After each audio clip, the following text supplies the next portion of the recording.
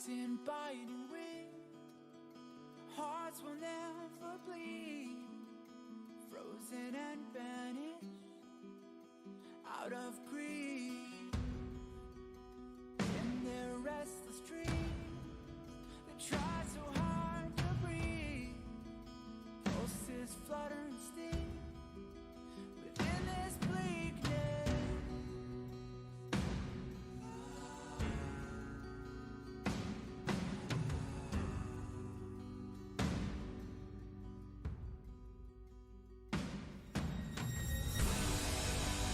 They will come with the blade. They will wake up to death, bond and crown in this dormant world somehow. Unsheath the sword not to kill. Unsheath the sword to rid those clouds above the ground. Wake up, it's time to gather now. The only warmth remains in hands clasped so tight. The only fire exists in brave hearts. Seasons that refuse to change over the years will find their way back on track.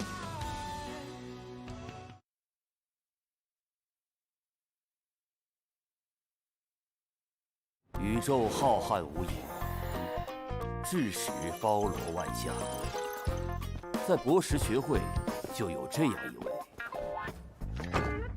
特例，无形的学术之星，举手投足间尽显低调奢华。愚蠢是一种病，得治。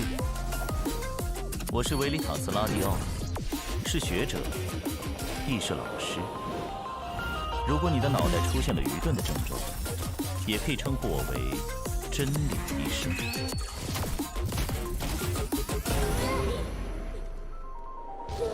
人要学会认识自己，但偶尔也需要一些严厉的教导。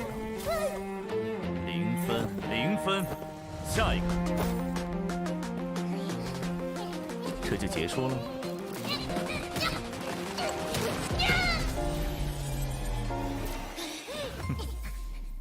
不错，加5分。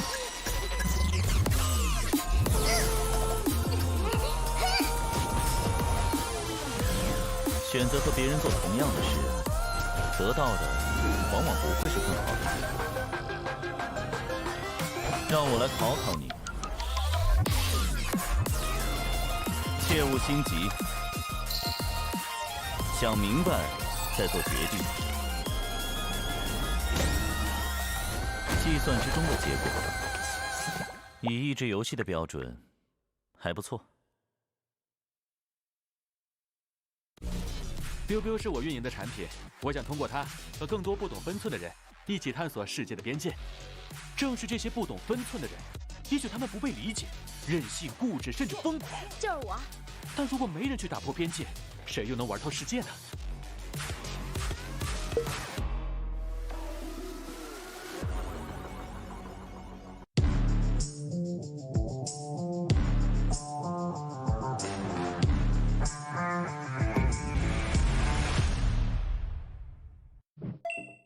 大家好，我是星际争霸2世界冠军李培南。作为职业选手，每天大部分时间都是在电脑前度过。每次训练结束都会有不同程度的腰酸背痛，所以我们对电竞椅的要求都非常严格，能保护腰部并且坐感舒适，成为我们挑电竞椅的重要指标。我们一直在用的奥风电竞椅就完美做到这一点。升级的锥背小弹腰有足够的支撑力，并且上下前后都能调节，坐着很舒服，非常适合大家玩游戏的时候使用。不论用什么姿势，正坐、靠着、躺着。腰托都可以支撑我的腰部，非常舒服。再来坐感，这款还配置了空调坐垫，夏天凉爽，冬天温暖，真的是跟空调一样精准控温。训练久了总觉得闷热，坐垫有3档风度调节，游戏再也不闷屁股了。现在天气转凉了，坐垫同样配置了3档加热功能，让身体一直保持温暖，游戏手感一直火热。训练之余刷刷手机休息一下，玩玩手游，6D 机械手臂可以自调节高度，手臂不会感觉累。同时扶手面很大，即使有大动作也不会落空。相信我，跟我一起选择奥风机械大师电竞椅，你也可以逆袭成为冠军。打开微信，搜索公众号“星际老男孩 SC Boy”， 这里有每日的直播预告、重要的赛事报道、精彩的视频剪辑、有趣的主播八卦、定期的抽奖福利以及爆笑的节奏和评论。关注 SC Boy 官方公众号，365天每天更新，让你与20万猛男一起更便捷的享受我和黄哥给大家带来的快乐，不要告诉别人哟。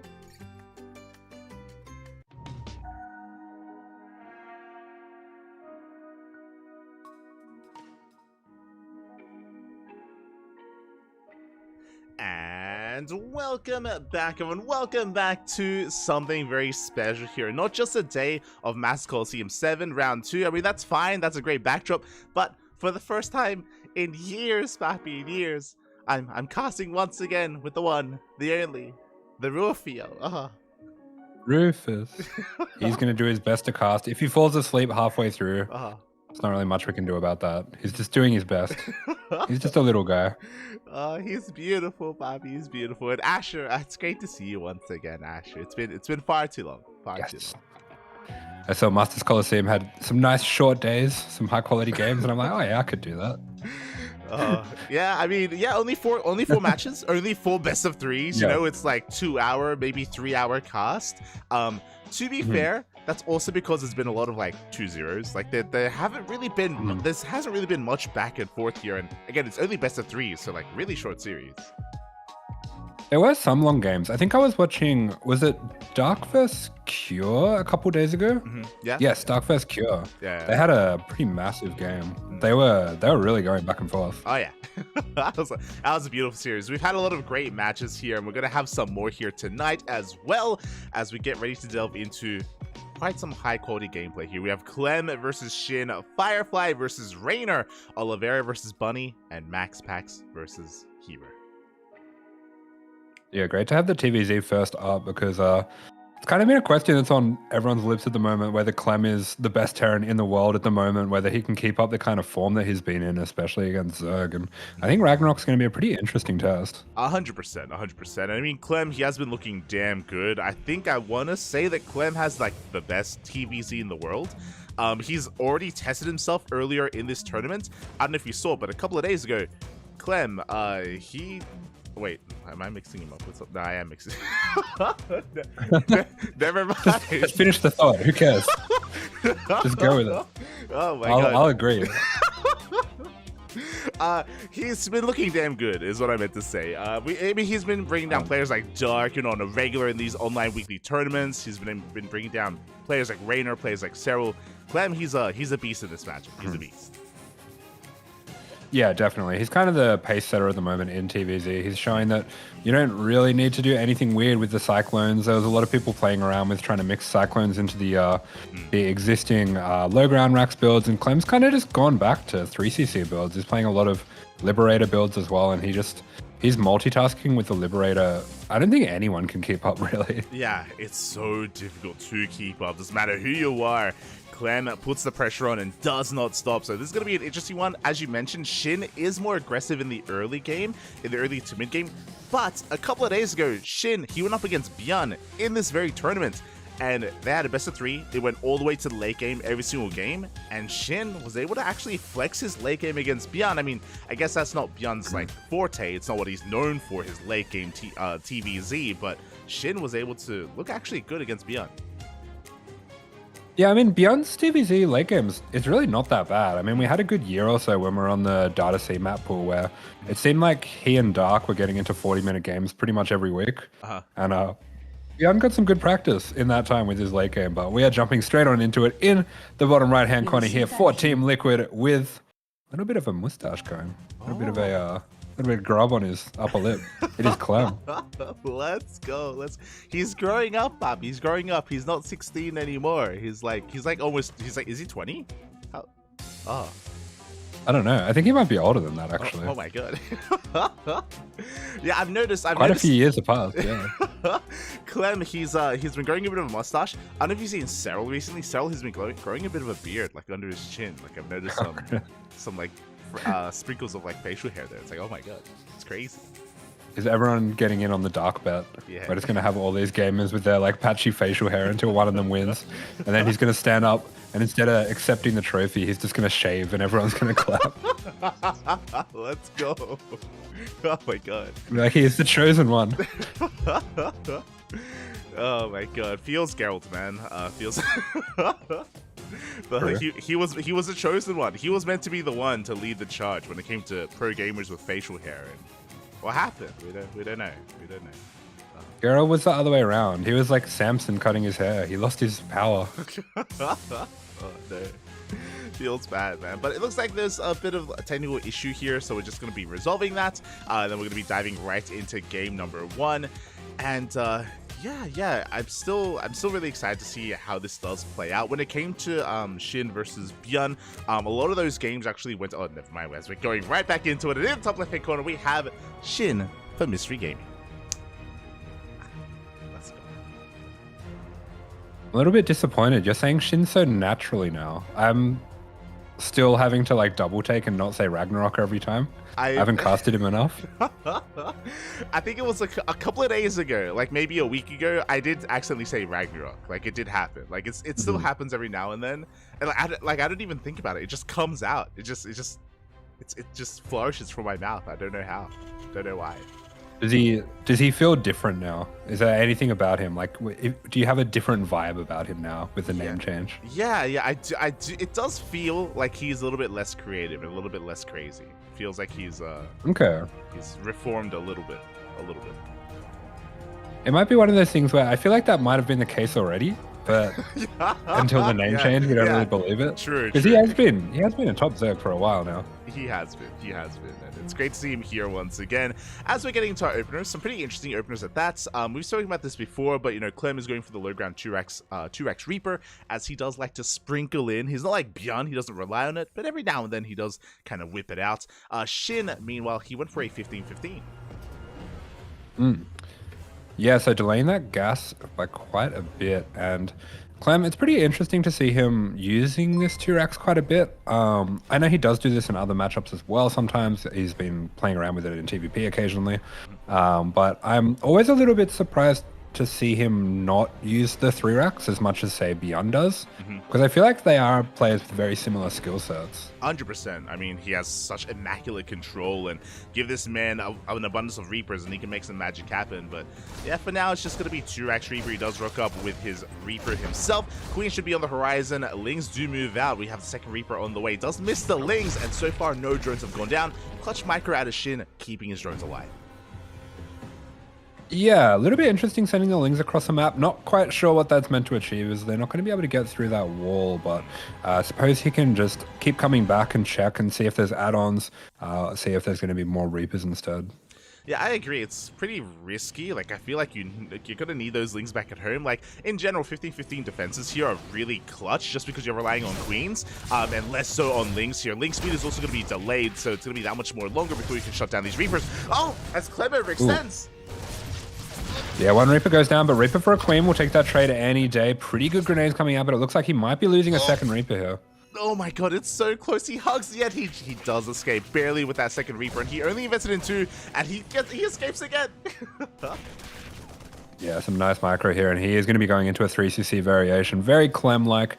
He does really like to go for these economic builds. Tends to be, aggressive enough that even with fewer units, he can still make a lot happen, and he's more of a momentum player necessarily than the kind of player that likes to go for all-ins. 100%. And speaking of momentum, he's going to be getting that with these 2 Cyclones as well. We spoke about it earlier. Cura's been mixing this in as well. I think they share notes. I think they've said themselves that they have practiced together in the WTL interviews, where Clem invests into 2 Cyclones. It should only be 2 Cyclones, and then Hellions behind this. Yeah, I kind of forgot that Cura's on Liquid now. Yeah. Is that right? Yeah, he is.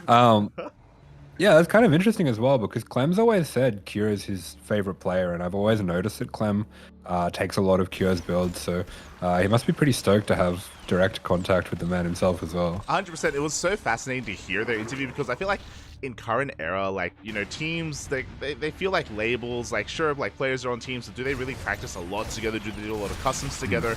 It was really fun to hear confirmation that Clem and Cure, they do customs, as well as the other team, Liquid Boys as well. And it feels like that does show in their TVT. Like, Clem and Cure have very similar TVT nowadays, which is really cool to see. Okay. Yeah, that's really interesting, because I know a lot of the time in the past, especially when a Korean player would join a team of mostly Westerners, you usually wouldn't see them playing customs together or anything like that. The Koreans would just kind of play with the other Koreans. Yeah. But I do know that Liquid, they often have boot camps as well. So I know Clem and Skillers, for example, play quite a lot together. Oh, yeah. Clem, Skillers, back in the day, Kellozer would join in on them as well in that boot camp. But here we go, the Lings, they do end up collapsing on this army here. A little bit risky to move out ahead of time. The Hellions, they come in to reinforce, but the Cyclones and the rest of the army does get cleaned up. Yeah, nice cleanup there. Shin being very patient, coming around from behind once the commitment was made onto the Queens, and gets a good cleanup on the Cyclones, and that's going to take a lot of the momentum out from Clem. So already we're seeing Shin droning up quite aggressively now. Yeah, he's going to be able to drone up. We have the Bayless on the way there as well. Shin just getting comfortably on these 3 bases, and that kind of power spike that those Cyclones would have given isn't quite there anymore. There was a lot of potential with that push to maybe pick off some Queens, but Shin does make it out of there. Yeah, that's right. So Clem's still a little ways off getting that double drop out on the map. And in typical Clem style, we're going to be expecting to see him go into mines. Probably just going to use that drop to start clearing up creep, getting a bit of map control. And he'll just be looking to, bit by bit, chip away at the defenses of Ragnarok. We have noticed as well lately, Clem's not afraid to go to a late game either. Oh, yeah, exactly. Clem is terrifying in that late game if we get there, and I'm sure we're going to be seeing that, especially in some of these other maps. Side Delta has a lot of bases, is very wide open, very large, so that can lead into that as well. We'll see as the drop is upon us. Medivac is going to be meeting up here with the rest of the Marine Army, very Beyond-esque, moving out ahead of time, applying a lot of pressure. Yeah, it's going to be coming in through here, trying to see what's going on for Ragnarok. Got the Hellbats here as well, so going to be forcing a lot of Banelings to be morphed, and yeah, very aggressively jumping on top of these Queens. There's no energy for the Transfuse, so they're all going to be going down, and great snipes on the Banelings as well. Yeah, 3 Queens go down, 4 Queens, almost every single Queen. The Banelings going to try to collapse on this army, but the positioning from Clem is just too good. Yeah, Ragnarok's actually in some serious trouble here. I was not expecting this to get so much done, but the Hellbat's getting a lot of drone damage, cleaning up so many of those Lings as well, and it's going to be very hard for Ragnarok to, to start repositioning those Banes into the main as well. It's, we'll get there. It's fine. Don't worry, Bobby. Don't worry. But yeah, 10 workers go down. This could be game-ending damage. This is just far too much at this point. He could even go for the main base. Yeah, that main base is almost down. The Baneling gets soaked up by 1 Marine at the front. Every single lane going to be taken out. He takes the Queens instead, and Bane speed is still not finished. Just like that, GG is called. GG, well played. A very potent push there from Clem, catching Shin completely off guard there. Likewise, I did notice the earlier armory from Clem, and I was curious. I was like, oh, I guess he's gonna like incorporate some Hellbats with his army, like maybe with his like full of tank push or something, but no. With the first double drop with the 2-on-1 timing with Stim, with Hellbats from those Hellions from earlier, really did catch Shin off guard. Yeah, those Hellbats did so much, and the way that Clem is positioning those Marines just got everything out of them. I mean, it's a very Clem-esque sight to see orange and red health Marines, but none of them dying somehow. Yeah, using the SimCity, the terrain against Shin as well, just started stepping behind that middle line. Just really good movement out of Clem, and again, Shin just was woefully underprepared for that push, caught completely off guard, despite like a pretty solid start. I mean, he lost the Queen at the start of the game, but like outside of that, like things were kind of like settling in towards the mid game. Like things weren't looking too bad for Shin, especially after shutting down those Cyclones, but was maybe a little bit too complacent, maybe just resting on his laurels a little bit after that kind of opener. Yeah, definitely. It was a little odd to see just how delayed everything was. I mean, I don't think Bane speed was even finished by the end of the game there. So yeah, Clem definitely setting the pace here and could have a bit of a quick night. Oh, yeah. Here we go in the bottom left-hand corner. We have Clem for Team Liquid. Running the top right for Mystery Gaming, this is Shin. Ooh, and once again, this is something that I've noticed both from Shin and also Reynor recently. Both Shin and Reynor, they are the two players that have adopted and embraced the 15-15 a lot. Not just in this matchup, but in almost every matchup. Yeah, I haven't really seen Shin not go for the 15 hatch in TVZ in a long time. Yeah. And I mean, it makes sense. It was a little curious to actually see him making those 2 Lings at the start last game. Yeah. I feel like one of the biggest advantages of this is that you don't need to make those lings. And to be fair, those lings didn't really do anything either. Yeah. It was an odd choice from Shin, and we'll see if he's able to refine himself here in game 2, because once again we have mirrored openers. We have the 2x Reaper from Clem and the 15-15 from Shin. Yeah, looks like Clem's pretty happy to go for this again, and I mean, why not? It was quite successful that first game. I wouldn't mind seeing him maybe mix it up with a Liberator build or something like that. I don't think the Cyclones got too much done last time, but yeah, there's plenty of options that you do have off of this, and it's one of the reasons it's so popular. 100%, especially with the rush distance being longer here on Alcyone. I don't think the Cyclone Hellion pressure is going to be as successful either, so we'll see if Clem does mix it up, and I'm sure he has other variations as a follow-up to a 2x Reaper. Yeah, come to think of it, I think most of the games that I've seen on this map so far have actually been Proxy Rax games. That's fair enough. Yeah, there's some pretty nasty locations on this map. Recently, Bjorn's been trying to go Proxy Factory on this map as well, which was interesting. I think it was day 1 of Master Coliseum he whipped that out. It didn't work. Okay. But it was fun to see. Yeah, I do. There was Kyo went for the Proxy Rax versus Dark. And then I know Mario kind of reactively did it versus Dark. He saw that Dark was taking the gold. Yes. And he threw down the extra racks, threw down the bunker behind the gold. That was a really cool response. Oh, yeah. It's been happening a lot recently because Dark especially has been very fond of taking the gold base here against Terran and Protoss. And if you watch like Dark versus Classic and Hero, like Classic and Hero immediately they scout the gold like straight away. And I think both of them, they actually if they ever do see a proxy there, they go for a reactive cannon rush and they do the same thing, like they just shut it down. Okay, that's really interesting. Yeah. Yeah, I have I don't know if you noticed, but Maru yesterday, he looked different. I haven't seen this Maru in a while. 100%. Yeah, I think I said something similar where I was like, I haven't seen Maru this strong in months. Like it's crazy how good he's been looking. Like when he 2-0'd Cyril, I was like, oh my god. Yeah. It's crazy. It's like in the games where he was playing against Dark, and the way that he was microing, I'm like, wait a minute. He's like trying to win this game. He's not just playing. He's trying to win. Yeah, like in recent times, even like the most recent GSL, for example, like you have Maru, and he's not like playing badly, but like, I don't know, he's just like very all in, very aggressive, and yeah. It feels like he's just putting in like the minimum amount of effort he needs to win, which, you know, to say that about like pro games is kind of insane, but he is just that good. Yeah. But yesterday in his Dark, he looks like he was, really another level. Yeah. In general, here in Master Coliseum, it feels like he's just like, I don't know if it's like motivation or like, you know, I don't know what it is, but like he's really in form, which is really exciting for IM Katowice. You know, it's right around the corner, and a lot of players are peaking right now. Yeah, 100%. But anyway, having a look at the game now, we've had one Queen, one Creep Tumor going down as well. Clem getting pretty ridiculous amount of damage with these 3 Reapers. Very tidy control. Yeah, exactly. I mean, it's only 3 Reapers, and he wasn't able to delay the 3rd base, but in favor of not canceling the 3rd base, Shin, he had to expose his queens, and already 1 queen goes down. We can deal even more damage here. This 3rd should be safe. Link speed is now finishing up, but that was some pretty good damage done by Clem. Oh. Yeah, that's right. And considering it looks like he's going for... Well, looks like those Reapers will be going down. I was going to say, considering that he looks like he's going for pretty much the same build, that 3rd base being on half health is not completely insignificant. I mean, if we have another drop running in that same way, I could see that going down. It's dangerously low right now, and as you mentioned, same build out of Clem. He still went for the Hellion and Cyclone once again. This time, we do have better positioning here, especially in the center of the map, but Clem, he's going to be setting it. No, okay, there we go. He's just going to be waiting for reinforcements, waiting for those additional Hellions before he pushes out. And again, with this, he can pick off Overlords, he can pick off Queens.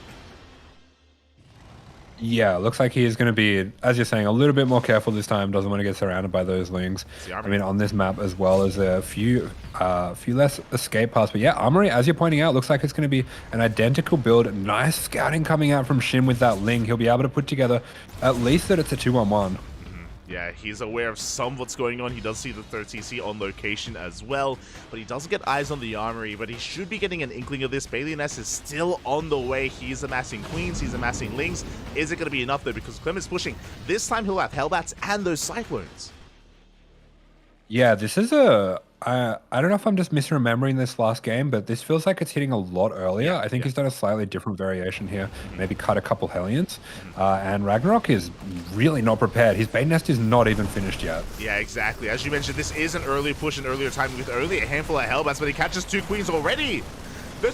Oh, and he does have this waterfall back onto, but the queen's going down. 3 of them going down. That hatch, we were talking about it earlier, it is in some real trouble right now.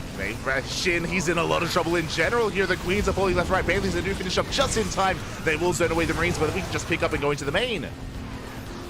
Yeah, same move coming out from Clem here behind this, smoothly macroing on up as he does. And it looks like Ragnarok this time, Shin does have what he needs to hold this, but Clem's just going to continue to be annoying, continue to try to pull himself ahead. There's 2 queens left. He wants them, Bobby. He wants the queens. Clutch Transfuse is going to be able to keep them alive, but 1 more queen goes down. The Marines are being cleaned up. Finally, Shin has control of this drop, but so much damage was dealt, and sure, he may have survived this, he may have forced this back, but I mean, Clem, he's got a 3rd TC up and running behind this. Like, he has a good economy.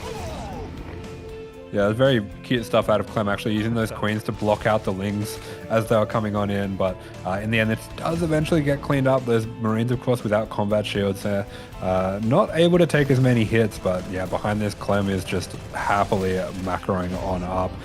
These kind of annoying moves where he's dropping between these minerals, dropping between those minerals. He just has time to do these kind of things. Yeah, he even has another drop full of Marines coming out to reinforce, and another on the way from across the map as well. Another triple drop even, so Clem leaving nothing back at home, just applying mass aggression here in Shin. He's stuck defending. He doesn't have the time to go for a counterattack.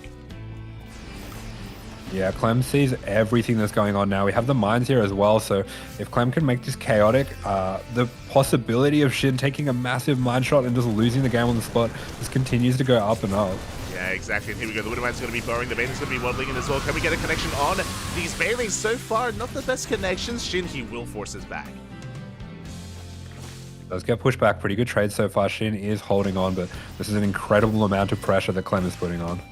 It really is. Shin behind this, rushing into a fast Hydra den. Hydras are on the way. I mean, I understand the logic here. It's a good way to shut down drop play with some anti-air, but it's also quite expensive. We'll see if Shin can get there. Meanwhile, Shin has been able to drone up. He's got a 4th base, 72 workers, soon to be 80 workers here with more drones on the way. Like, he is recovering economically. Yeah, despite how it looks with all the pressure, Shin, he's holding on. Only just, but he is holding on. He's holding, Bobby, he's holding, but Clem reinforcing once again, getting ready for a split push. He's got a double jump on the left-hand side. He's got a main army through the center as well. I'm curious how many queens there are, because we lost a lot earlier, but I guess we have some Hydras to help keep up. Yeah, the Observer is pointing out there. Clem's forgotten his 2-2. A +2 attack finally on the way here, but that is pretty heavily delayed, and it means he's going to be quite far behind the 2-2 of Shin. Too aggressive for his own good, Bobby. He's having a hard time keeping up with himself, but he'll eventually get into 2-2. Widowman's going to be cleaned up, and Shin, he's slowing the game down a little bit. He's forcing him back. Gold base is on the way as well. We'll see if Shin can hold on to it. Yeah, it feels like these drops for Clem, they're getting less and less each time. Shin's doing a good job holding on. He's doing a good job with the micro against the mines as well. Haven't really seen him take any devastating hits just yet, but Clem is always just poking and probing for an opening here. Mine shots going to be going off once again. There's some decent connections on the Ling Bane, but with detection we should be able to clean most of this up. The creep is looking decent, connecting all these bases, and here we go. Shin taking up even further. I do really like this choice here. Lunker Den, Puppy. Lurkers are on the way. That is a good way to slow this down, but we are already incorporating a couple of Liberators. Yeah, this is going to be very interesting. It's going to be a battle of momentum here. If Shin can slow this game down enough to get the Lurkers out, that could be huge. But, oh, massive mine shots coming out. And there are only 3 active Banes left with this army. Shin is in huge trouble here, and he needs to get everything over here to deal with this army. He does, as I mean, again, he's once again another mine shot is going to be going off. Up until this point, up until this fight, we've been avoiding the mines. You know, we've been having a great time dealing with those Widow mines, but up until now, massive connections here from Clem. Snowballing out of control does take a bailing to the face finally, but Clem has been trading so well. The Widow mines all survived. They're all resetting, and look at the supply. Yeah, that is a massive problem here. Clem behind this, going to that Ghost Academy, will be able to start to rally those libs in, and Ragnarok Shin here is going to start to make those lurkers, but it's a bit of a desperation move at this point.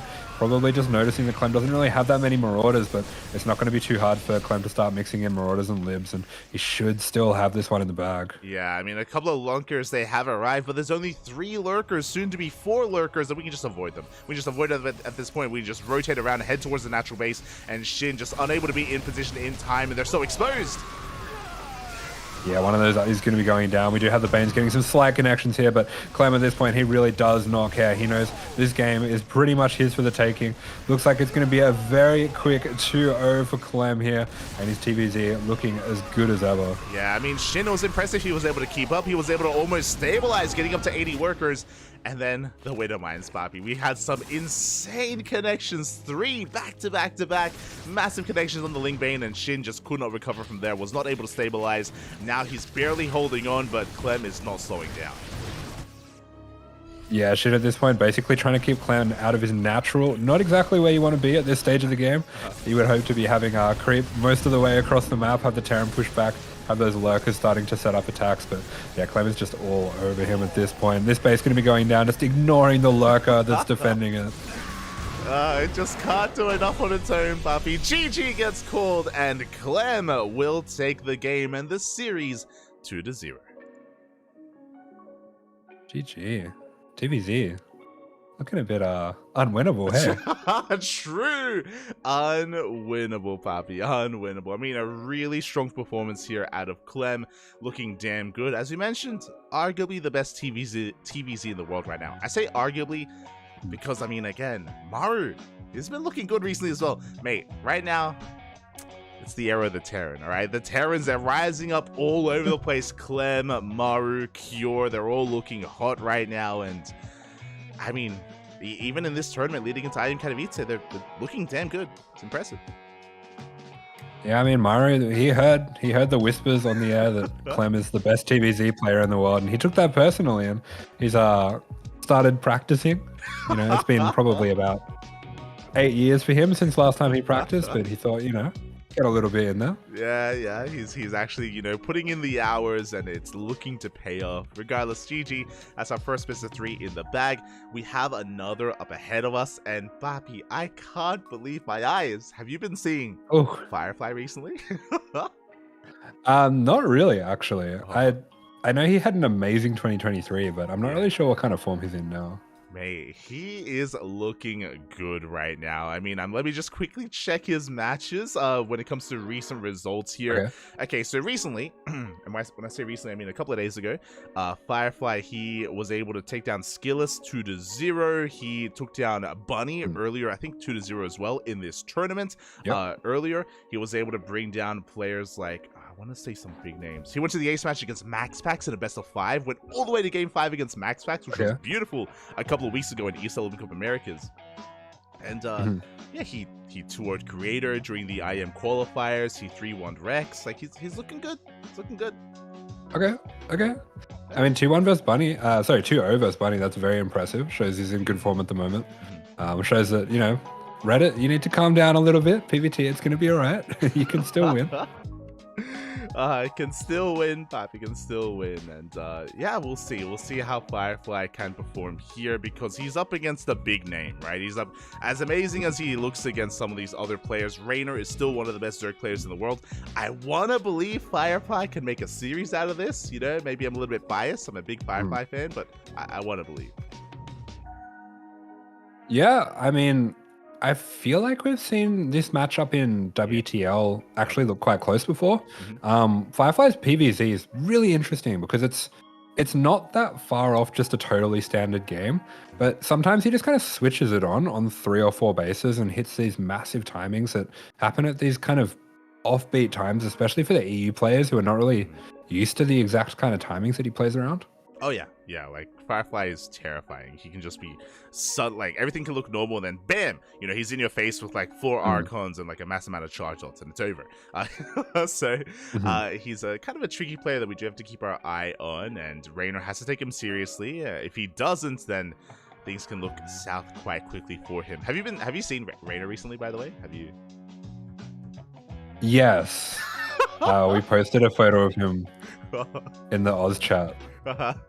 We're saying that next time the Melbourne boys meet up, Chappie's gonna have the bleached hair. He's gonna be like rocking up with the bleached hair, just like Raynor. Oh god. Yeah, I don't know how I feel about it. Yeah, the Frosted Tips, Raider, he name changed. I think he name changed it on EU to Jack Frost, which is very apt. It's very. Oh, Yeah. okay. Now I understand. I was like, what the hell does this mean? Because I keep on seeing it everywhere. Like on his stream, he's like the Jack Frost stream. Yeah. Like, what does that mean? It means he's bleached his hair. Okay, Yeah, I understand. Yeah, exactly. Look, he took the loss at Atlanta rough. Okay, you know, this is him coping, and I don't know what that means for his play or his mental state, but I mean, it's, you know, it's, yeah. It doesn't look bad. Doesn't look bad. It's great. Okay. You know, he's very young. You got to try different things. You do, right? The way it goes. You don't want to be too vanilla. You want to explore a little bit, right? You know, just be a little bit frisky. As a how you been? Yeah, how you been, Asher? How you been? I've been exploring. Oh, no. I haven't dyed my hair though. I'm not doing that again. I didn't realize this, but if you bleach your hair yourself, you pretty much just burn your scalp off. I don't know how else to describe it. Like, it's just really easy to ruin your hair forever. Yeah, I mean, it's bleach. It's it's dangerous, Papi. It's dangerous. Oh god. I don't really understand how it works, but yeah, that's the thing. Yeah, and it turns your hair into straw. Like, I feel like my hair just felt like straw for like 2 years. Yeah, I mean, you killed it. That's kind of what happened. Yeah, I did. Yeah, it's not curly anymore. Oi! Let's go. Here we go. The players are ready. We're getting ready for our second matchup of the night, and here he is, Jack Frost himself. He's got a bit of the facial hair going as well. Yeah, I'm getting behind this theory. Yeah. I think they're all following suit here. You know, I don't know if Clem, Cyril, and Raynor, I don't know if they got together and they formed a pact, or if like individually, like they just heard the call, you know, and they know that's where the power lies. Could be, but here we go. In the bottom right-hand corner, in the blue, playing for Platinum Heroes. This is Firefly. And in the top right, going for the 15-15, we have, for Team Basilisk, Raynor.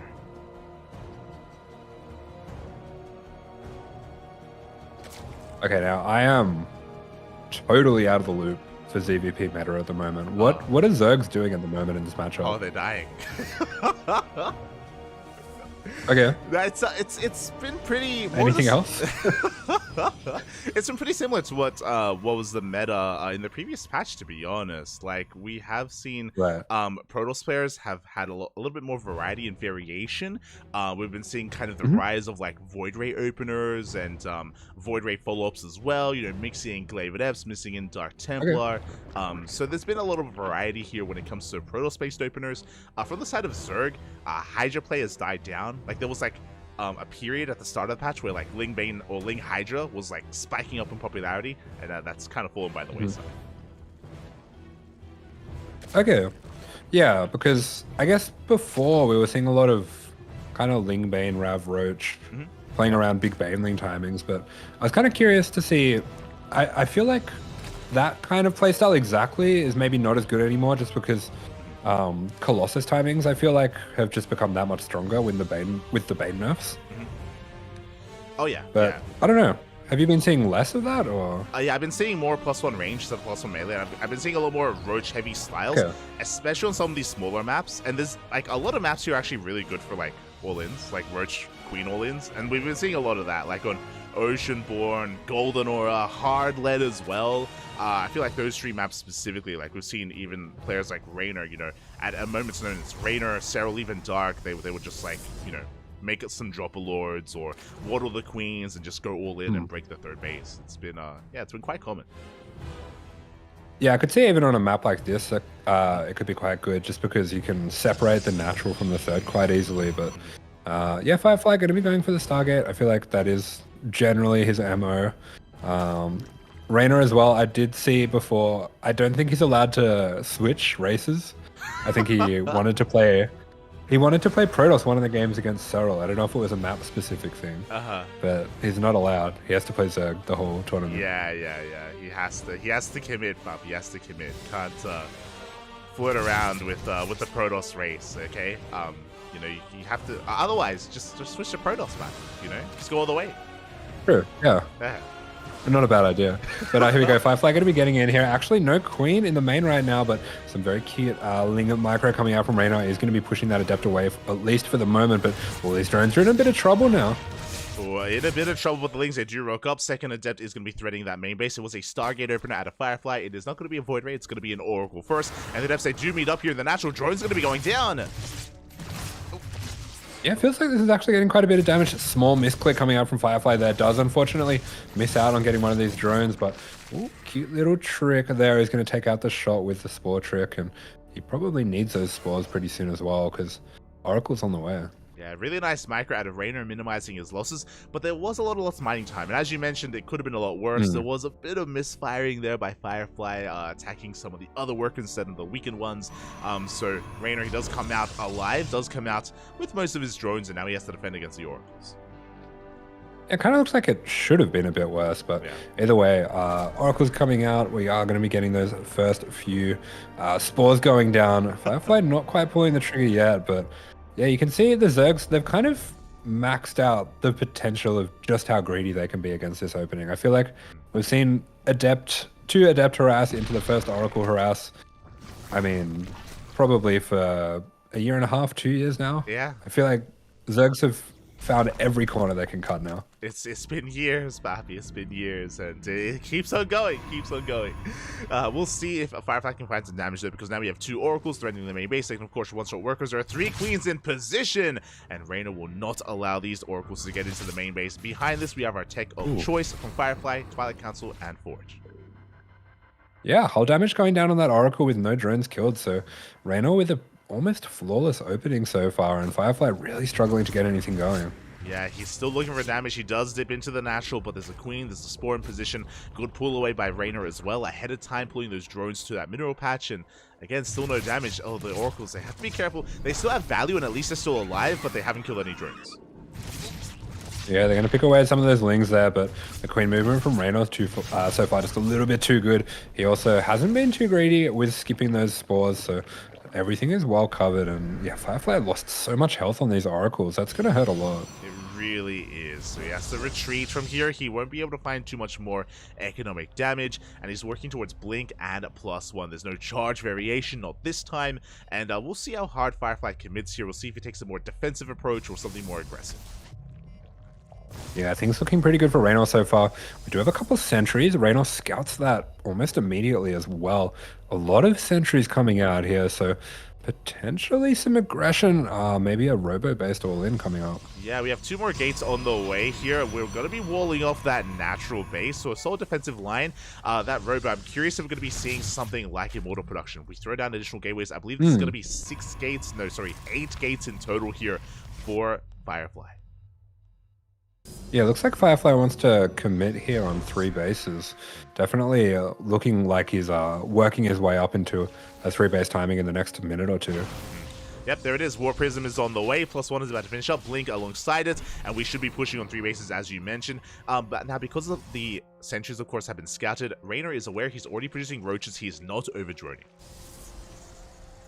Yeah, I feel like I'm a little bit worried. This looks like the creator all-in, and you know how I feel about the creator all-in.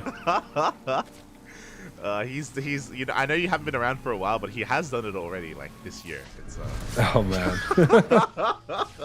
How did it go? We don't have to talk about it. It's fine. Okay. But as we were talking about pushing on 3 bases, we do see Firefly backing off. He starts up a Twilight Council, a Templar Archives, a 4th base, Robot Production, Immortal Production. He's throwing down another wall. He is turtling up on 4 bases.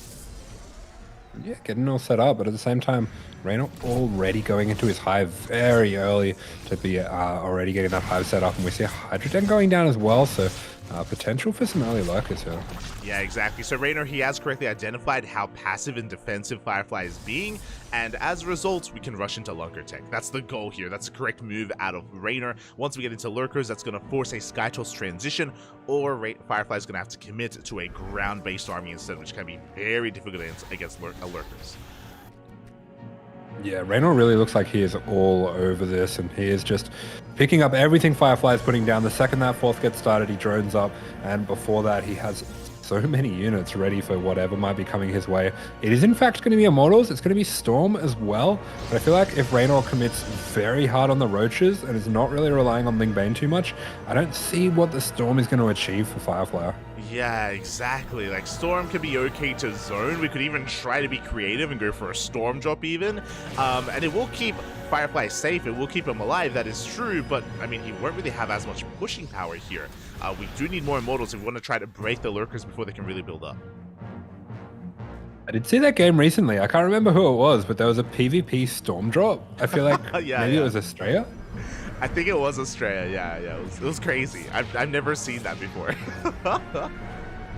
Very cool. I mean, I like that kind of stuff. It's like the idea of like mind dropping a Terran or something. It's just, this is a race that literally never practices defending that. So sometimes it works. I remember being speechless when I saw Storm being researched by Australia. And I was like, what the hell is going on right now?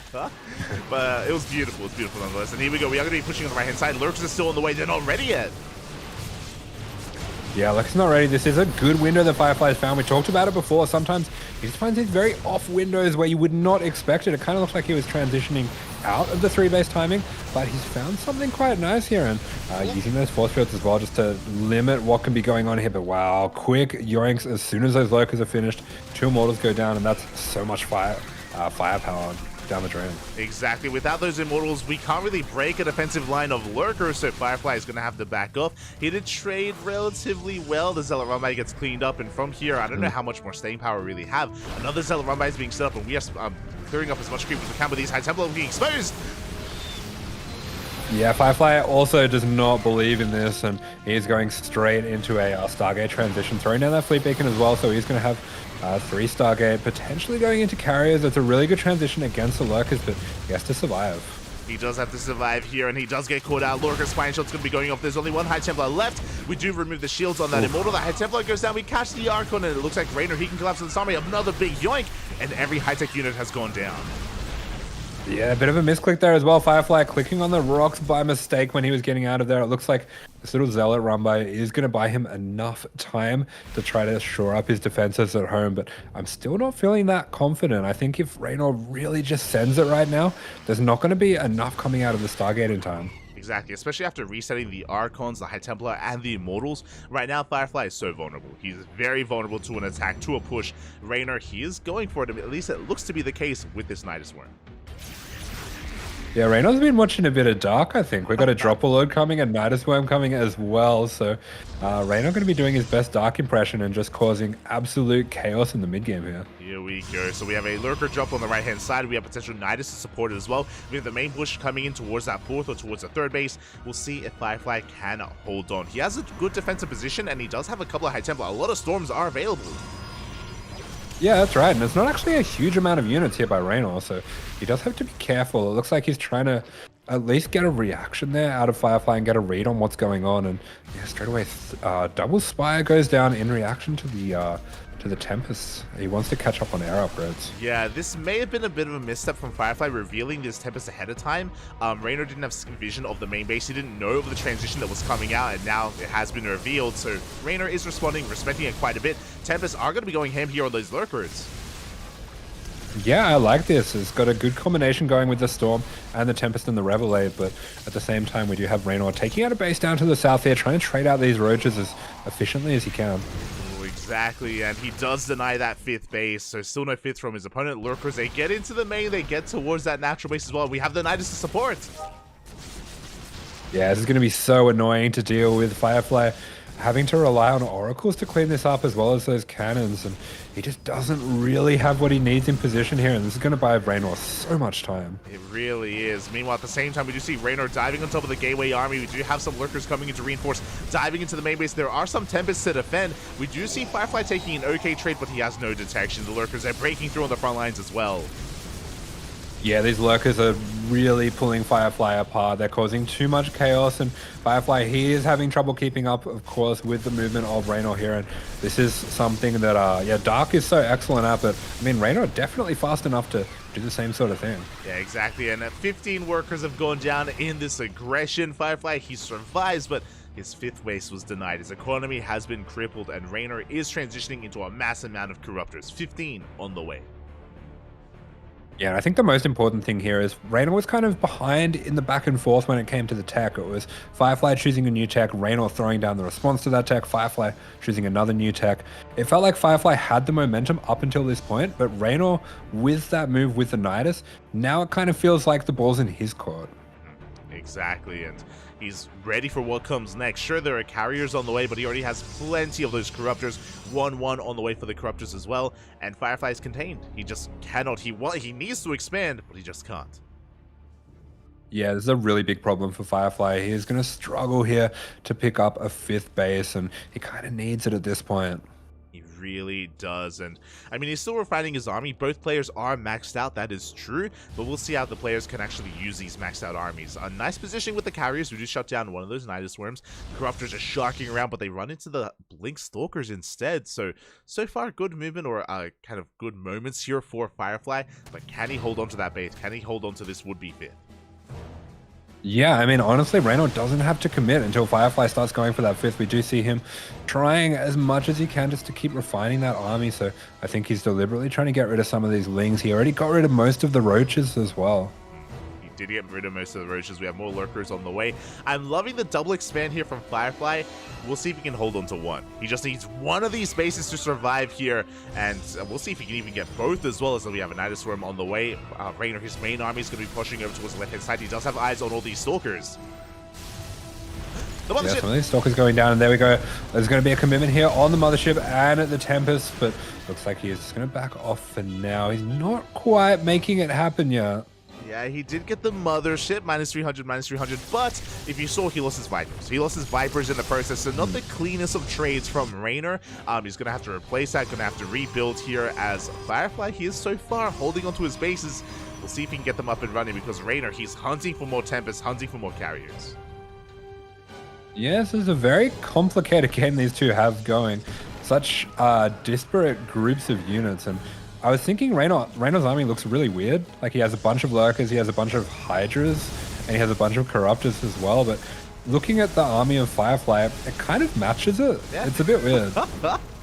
I mean, there's like a lot of Immortals and some High Templar. There's not that much Sky Toss, right? There's 3 carriers and 3 Tempests, so it's a bit of an amalgamation of an army, and we'll see how this all does come together. It looks like Firefly does rotate over most of his army towards the right-hand side. Okay, but his Stalkers are rotating over towards the left. So far, he's keeping up with the movement of his opponent. Clutch Observer does see the movement of Raynor's army, and yeah, we are keeping up with each other. Yeah, these are such strange little groups of units moving around here. Looks like Raynor going to be matching those Stalkers down south with mostly Hydras and a couple Lurkers. He should be able to take out the base, and looks like he's found just the perfect gap to get that Nidus in the main. Yeah, Nidus finishes up in the main base. The southern base goes down, so we knock down the 6th, but the 5th does get up and running here for Firefly. So he loses one base, but he gets the other up and running. Meanwhile, these Lurkers are going to be shut down by the carrier, so this is not this is a pretty expensive trade by Raynor. He only gets 4 probes. Yeah, the Lurkers in the main, I don't really understand fully what's going on there. I think one of the weird things that goes on with the bunches of units that these two have is moving the carriers and the Tempests away from the front doesn't actually do that much for Raynor. Yeah. If the Corruptors were like Broodlord Corruptor, maybe it would be doing quite a bit, but yeah, it's a bit weird. Yeah, I was expecting the main army to push in, but because there are no Broodlords and because the Lurker army was on the left-hand side, he couldn't actually touch the 5th base. So, yeah, it was a little bit disjointed here. Firefly takes a good trade. Now he's going to be expanding forward with that would-be 6th base, and now with the 5th, Firefly can sustain himself. You can see both players are building up a bank. Both players have quite a lot of gas ready for that. Yeah, I'm very curious to see what kind of army Reynor wants to go for here, because it feels like he's just doing a little bit of everything, and because of that, he can't really be the aggressor. He's got a really nice army when it comes to just matching Firefly's movements and pushing him back, but I'm not sure how he's going to be able to break through. Yeah, like he can't push in, he can harass, that is true, that's what he's been doing, but I feel like the answer to our question is the Greater Spire. It's now on the way, so now we can start working towards Broodlords, we can get rid of some of these Hydras and some of this harassing force. We do see Reynor being proactive with this army as well, and again, I do think he wants to trade away a lot of these Ravagers and Hydras. I think he wants to eventually get rid of them. I feel like he might even want to trade away the Lurkers. It feels like he has a lot of Lurkers. He does. And here we go. The Sky Toss rotates over. At the same time, Blinkstalkers, they push on the right-hand side. We have Lurkers on both ends here. We'll see if Firefly can hold on, as we have quite a lot of Lurkers spread out. Oh. Yeah, a lot of Lurkers, a lot of cannons as well, though. Yeah, there are a lot of cannons. Big storm here on the Lurkers, and every single Lurker going to be going down. These Stalkers trading surprisingly well here. Yeah, very good trades here from Firefly. He's doing a great job just kind of matching what Reynor's doing and sending just enough to deal with everything that Reynor sends. Some of these Lurkers are going to survive, but I'm a little bit worried for Reynor here. Ooh, as we say that, though, he catches some of these carriers. 1, 2, almost 3 carriers going to be going down here. The storm is not going to be enough. And finally, he catches the Sky Toss. Yeah, the carriers go down. Looks like the Tempest's going to be going down as well. There really was not much of that Sky Toss, but Firefly going to be looking to push in on the ground here as well. I don't know how many gates he's got at the moment. I know Hero often will work his way up to almost 20 gates, so that when he eventually loses his air army, he can just warp in pure Stalkers, but I don't think we're at that phase of the game quite yet. Yeah, exactly. As we catch another Tempest, another carrier, no Broodlords on the way yet. We're rebuilding with Ling Hydra against this ground army. Ling Hydra's going to do fairly well here as Firefly is gaining ground and he's committing to ground toss. We have Flux Veins on the way. It looks like we're going to try to maybe get into Void Rays. Yeah, bunch of Archons going to be morphed here, and it's going to be up to Reynor to try to get that right army as fast as he can. These storms seriously hurting what he has here. Oh my god, clutch movement with his High Templar. We barely save the massive storms here onto the Ling Hydra, and Firefly is looking to break on through. That's a lot of Archons. That is a lot of Archons. They're forcing their way over. Clutch, Blinding Cloud going to be forcing them on top of the Lurkers, but that's where they were headed anyway. A lot of those Archons go down, but a lot of Lurkers as well. Yeah, that was an expensive trade for Firefly, and he's running out of money. He's running out of minerals, actually. The Corruptors cannot help. This base is going to be going down, but Reynor is remaxing. Firefly, he needs more time. Yeah, all at once, Firefly's position is falling apart here. These Archons, they are barely holding on. Most of the shields have been taken out. Reynor just massing Hydras here. Might be able to just jump on this army. He might be able to. We don't have a storm yet. We are so close. So one Lurker behind this. No detection is available. And Firefly has to back off. He has to respect that one Lurker. Broodlord's on the way. Yeah, Archons all going down. Those Corruptors finally going to make themselves useful against the ground defenses of Firefly. Reynor still going to take his time. Doesn't want to throw this game away attacking just into those cannons, but he has enough Lurkers, enough Hydras. Those Broodlords can start to pick away at the static defense, and I think Firefly's going to have a tough time keeping up. Yeah, Firefly, he just wasn't able to trade well enough. Again, he got his Sky Toss caught out earlier, and he's burnt through his bank. You know, he had a 3k bank. Now he doesn't. He barely has anything standing or anything behind him here. Kind of looks like, I thought those Zealots were coming out of the night. Yeah, I thought that was, yeah. it was really weird. Oh my god, as we do see Corruptors looking for more damage, Broodlords have arrived, and Firefly, he is barely standing strong here. He can maybe take down bottom left, but we can see that Reynor sees the movement, and he catches more Archons. Yeah, Reynor got all of these Niduses set up here. Just this full network to move from one side of the map to the other. We do have a lot of storms here, so Reynor is being careful, and he does have to be careful. Doesn't want to force his way through a choke here. Really doesn't, but we have Lurkers on top of that ramp. We cannot push up at the same time. Corruptors, they find a base. We have an overcharge. We have a handful of Stalkers to reinforce. The Corruptors are going to be forced back here, but the Broodlord count is getting higher and higher. And honestly, there really isn't an answer for those Broodlords. Yeah, Reynor finally here is going to be committing to a composition. He is going to be moving away from the Corruptors completely. Looks like he's trying to get rid of those and just going into Lurkers and Broodlords mostly. Yeah, and that's just going to be so ideal for this situation. We have one Tempest on the horizon here for Firefly, and I mean, given time, he will max out, but he shouldn't really have the time, as Reynor has maxed himself first. He should be pushing. The Broodlords are coming forward. The Lurkers are finishing up as well, and we'll see where Reynor does decide to push. Yeah, as you were saying, there just really isn't anything that can deal with the Broodlords. And even if there was a lot of Stalkers, I think we are getting towards a kind of lurker count where we can just sit those underneath the Broodlords. Yeah, exactly. And that, as you say, that's exactly what happens.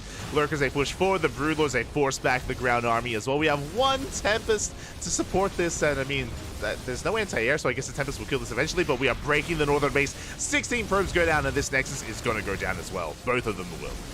Yeah, beautiful stuff from Raynor, just using lurkers to section off each of these Nexus from the defense of the Firefly. And with that, Firefly's main mining bases, they are gone. He is pretty much on 1 or 2 bases economy only. And oh, this is not the fight here.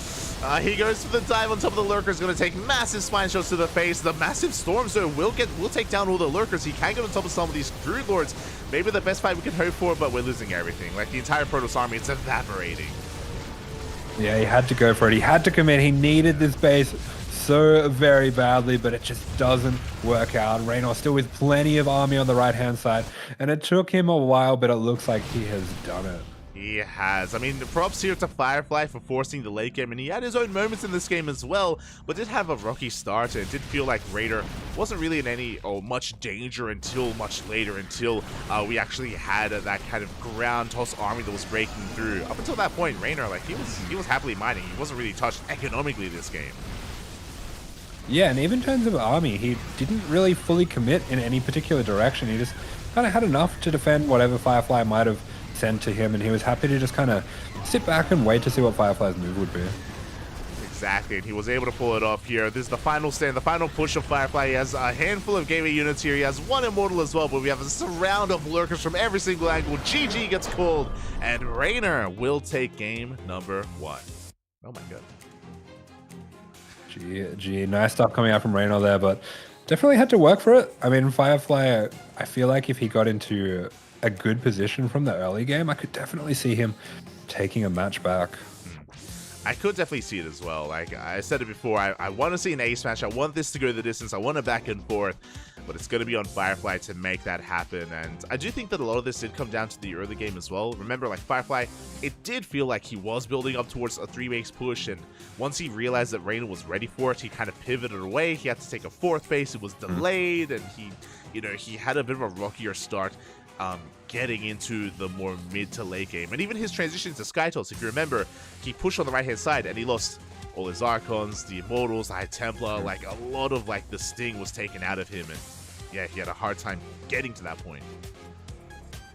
Yeah, it's definitely a tricky game for Firefly. I understand the idea of going into a bit of a 3-base all-in just because the early game went so poorly for him, but yeah, it's gonna be I don't know. It's kind of one of those things where I feel like we've seen this in PvZ a few times, where the Protoss tech changes so much that it's almost like they're keeping themselves out of the game.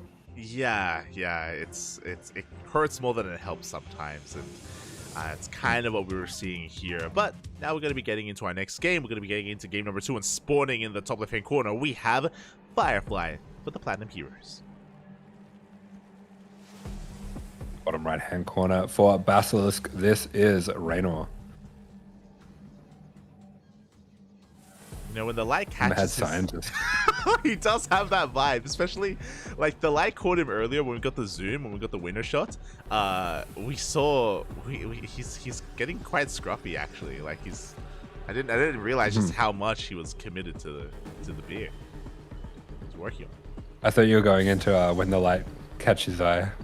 That's amore.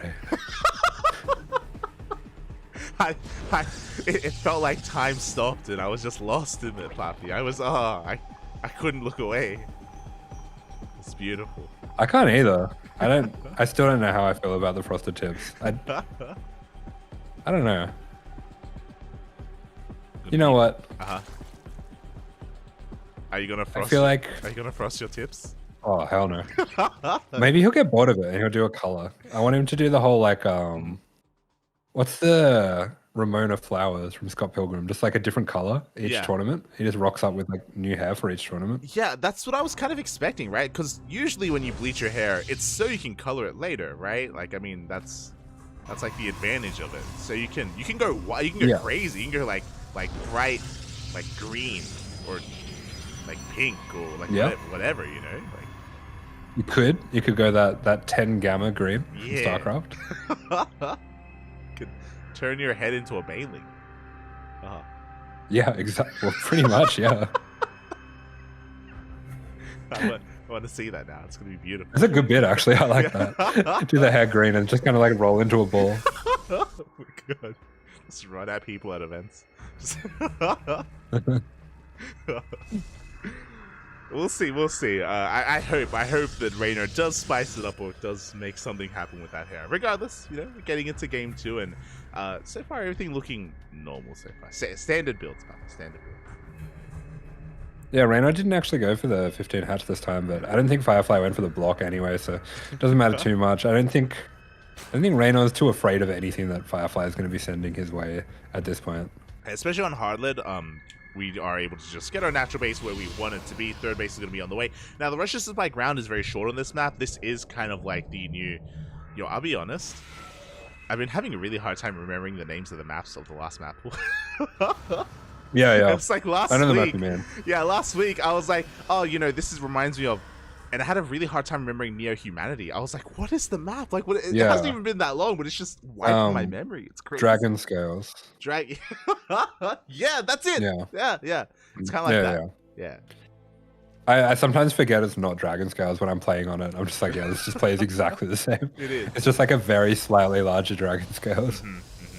Very similar. Color palette as well, which is crazy. Like, it's... Yeah. Shaking. I think it's a little bit less open. But that's all I got for you. Yeah, exactly. And I mean, what I was getting at is that especially when these drops get knocked down, if we even want to go for that, like the rush distance by ground is very short on this map, and you can go for this kind of big timings, especially with Raynor having momentum. I wouldn't be surprised if he decides to be more of an aggressive player this game, as the Oracle takes a lot of hits. Oh yeah, these queens are getting a lot of hits on the Oracle. This is not going well for Firefly. It feels like this is going even worse than last game. Oh, exactly. As we barely escape a slither of HP left on that Oracle, we can regenerate shields. We can save the Oracle, but we cannot dive in the way we otherwise would. The mineral lines are looking quite safe here for Raynor.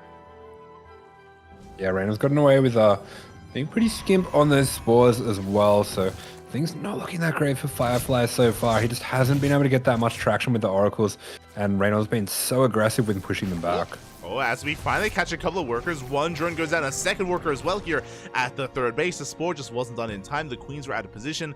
Finally, we get some damage done here, and we're working on our transition. Third base into Twilight Council and Forge. This looks like +1 and Blink again. Yep, 2 drones, a couple of spore tricks going down, but man, these Oracles, they cannot get anywhere near the bases of Raynor without getting hit by those queens. Every time I hear the Oracles flying, I can hear the queens just kind of pinging away at them. And yeah, we've got 2 extremely low health Oracles here for only 3 drones. I don't think Firefly is going to be too happy with that. Yeah, exactly. I mean, at least they're still alive. They can still defend against Ling run-bys. That is true, but that's all they really can do here as they're stuck at home. And meanwhile, we have a couple of gateways on the way. These 2 gateways are a little bit earlier. The wall! Ooh. It's not a wall! Yeah, and I mean, there's not going to be a huge amount of damage here, but I can already feel in this game the momentum is so heavily in Raynor's favor, and I'm just already feeling so uncomfortable for the Protoss position. Yeah, exactly. We scout everything. We get eyes on the tech, on the upgrades, on the gateways as well. Raynor is fully aware of what's going on. He already has a Roach Warren to get into Roach production if need be. Plus on Melee is going to be on the way instead, and Firefly very quick to take a fourth this time. Yeah, so fourth's going to be going down at pretty much mirrored times. I do like this from Firefly. I think that's probably his route to get back into this game. There's no way that he's going to be able to mount too much aggression. I mean, Raynor's going to know exactly what's coming his way. So I think going for a bit of extra greed is a pretty sensible way to go about this. I do remember Firefly played, I don't know if it was this map or Dragon Scales, but he was playing against Lambo and he took an incredibly greedy 5th. He went for that center 5th. Yeah. And Lambo went all out to try to break him, and Firefly's defense was just impeccable that game. I feel like His defense is actually a really important skill that he has. I remember that game. I think it was Dragon Scales. I think that was. I do remember. I can remember it was Dragon Scales now because the 5th is like a little bit more elevated. Yes, exactly. Because I remember that position as well with the ramps and with the high ground.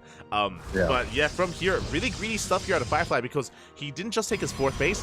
As soon as he took the 4th, he went for the Templar Archives. He went for additional Robo as well, like very tech heavy behind this. Now we get the Gateway Explosion. This was all done on only 4 gateways. This was all done on very few warp-ins as well. Like, this is the army, like a handful of units here, so giga greedy play out of Firefly.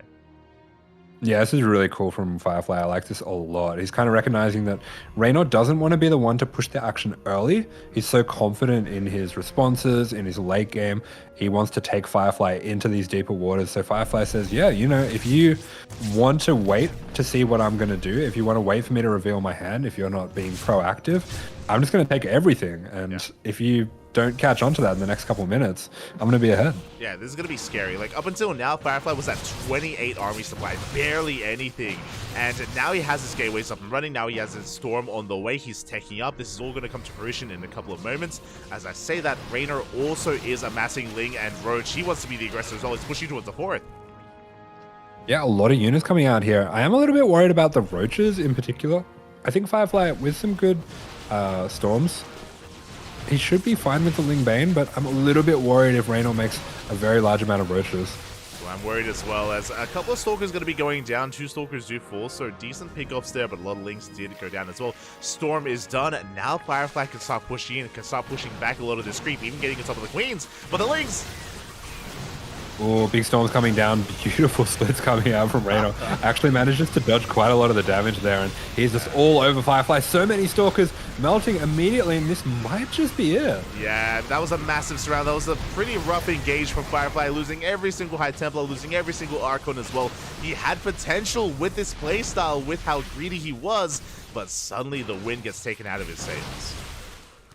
Yeah, you have to be so careful with Stalkers against Zerg. As soon as those Lings get on top and the Blink's been expended, they drop really fast, and you can just lose a game on the spot if you lose too many Stalkers at once. You really can. Stalkers are actually quite expensive. They're brutal losses here, and we'll see if we can try to recover from this point. I mean, we have a lot of Blink Stalkers. We're trading relatively efficiently, getting a couple of Roaches here and there. But again, the High Temple count was reset. Firefly actually coming in with a big counterattack even on the right-hand side. Yeah, Zealot's going to be jumping on top of that base, but Raynor with a massive Baneling timing, and they're just going to be crushing on through. All the Blinks have gone down. These Stalkers, they are doomed. The Banelings, they don't even want to waste their time there. They're just going for probes. Yeah, they go straight for the mineral line instead. 15 probes go down. The Zealots, they may have killed a base, or they may have done some damage across the map, but that pales in comparison to the amount of probes that have fallen. Big warping into the main base, so drones are now finally falling. Yeah, drones going down. We have +2 coming in for both players. It looks like Raynor going more for the timing of Baneling speed rather than +2. I guess it doesn't matter too much at this point, but these Zealots are starting to get out of control. It might be enough to get Firefly back into this game. Yeah, we got 7 drone kills. We got a kill in the spawning pool, which was nice. So not too bad here. It does mean that Lings cannot reinforce anytime soon, and Firefly can try to stabilize. And honestly, even though he lost so many probes, his working out still looking quite healthy. Yeah, weirdly enough, this doesn't look that bad for Firefly. I was kind of thinking that he was just dead on the spot, but it's still going to be a tough few minutes. I feel like if he gets through these few minutes, though, he might be okay. But I mean, I'm saying that, but his army looks very small. I was going to say that the army is what's really lacking right now. No Immortals, very few High Templar, no Archons either. Storms are being spent here just to survive. The first Immortal does arrive, but that's one Immortal against a massive Baneling Roach army. Oof. Yeah, no, I was coping. Yeah. This looks really bad for Firefly. We're rolling on in. Boys are being pulled towards the Roach army as well. The hatchery itself, the Nexus itself getting very low here. Big Zealot counterattack getting across the map is going to be getting some damage done. Okay. We do force this back. Well, okay. I'm just wrong about everything. Yeah. Oracle is going to be jumping on top, trying to take out the Ravages. Looks like Raynor going to go for the trade anyway. I don't know if that was a bit of a mistake there. The Zealots starting to get out of control in the main. There is enough to deal with them, but they're just going to be dragging the units of Raynor as far away from the third as they can. Actually, you doubted yourself, Papa. You know, you need the confidence in Firefly, as he's going to be losing an Archon. So it does bleed out a couple of units here, but what I'm impressed by is that he does keep his workers alive. When he pulled away those probes, I was concerned that they were going to be hunted down, but no, they all survived. Yeah, Firefly keeps looking dead. His army keeps looking really small. Reynolds' army keeps looking really big. But I mean, the thing that I am forgetting, of course, is that Firefly's army is made of Protoss units, and Reynolds' army is made of Zerg units. True, Bobby, true. I mean, that's a lot of High Templar, a lot of potential for storms, but the Banelings are rolling in once again. We want those High Templar. We're rolling on past the army. Yeah, Stalkers just trying to soak up those Banelings as much as they can, and they're doing a pretty good job of that. But, I mean, walking around on such a low health is definitely going to be dangerous with those Roaches here. It's so close. It's so close. But I think Reynolds might have finally broken through here. Yeah, he does force every single storm, every single Archon to be morphed in. Once again, clean moves out of Firefly, preserving all of his probes. Even though that base was broken, only 2 workers go down. Here come the reinforcements. We clean up the Roaches and the Ravagers. Yeah, I feel like Reynolds is just a little bit indecisive here, whether he wants to go for the base or whether he wants to like end the game by killing the army. And Firefly is taking advantage of that. And I cannot believe my eyes. I keep thinking that it's completely dead, and I don't know how he's holding on. Yeah, as you're saying, like, we have seen Raynor focus quite a lot on breaking the army, and as a result, like, the potential worker damage has fallen by the wayside, and that means that Firefly can keep himself going. Like, he can sustain his losses, he can sustain himself, he can just keep remaxing, rebuilding, because his probe count has been untouched this entire time. Yeah, and I mean, the funny thing as well, every time Reynolds comes in for another attack, it looks even worse for Firefly. Like, this is probably the worst it's looked so far. But bigger storm's going to be going down. The Immortals, they are right up the front there. They're going to be getting taken out as well.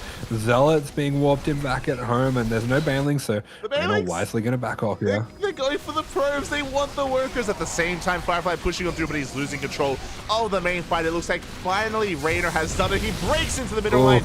22 probes go down. GG gets called, and Raynor will take the series 2-0. I was believing for a second there. I thought Firefly had it, but I mean, Reynolds finally breaks through. The supply drops by about 50 in the blink of an eye, and that'll be enough to get a 2-0. But man, Firefly didn't look bad at all. Yeah. They thought he looked really good. Winning the 2. Firefly, he was able to hold his own, okay? He was able to make a series out of it, even though it was a 2-0, and I mean, clearly, Firefly, he won it. he won in our hearts. He toured in our hearts. GG. True. Yeah, they're just like, you know what? He tried really hard. We're gonna give him the 2-0. Give him the win. Like, great effort. Yeah. GG. With that, we are going to be going on a short break. We've reached the halfway mark. It's going to be a very short break. You can see the countdown timer towards the top right. Take this moment to quickly get some water, get some snacks, and we'll be back with a TVT Oliveira versus Bunny. Yo. All right. See you soon. See you soon.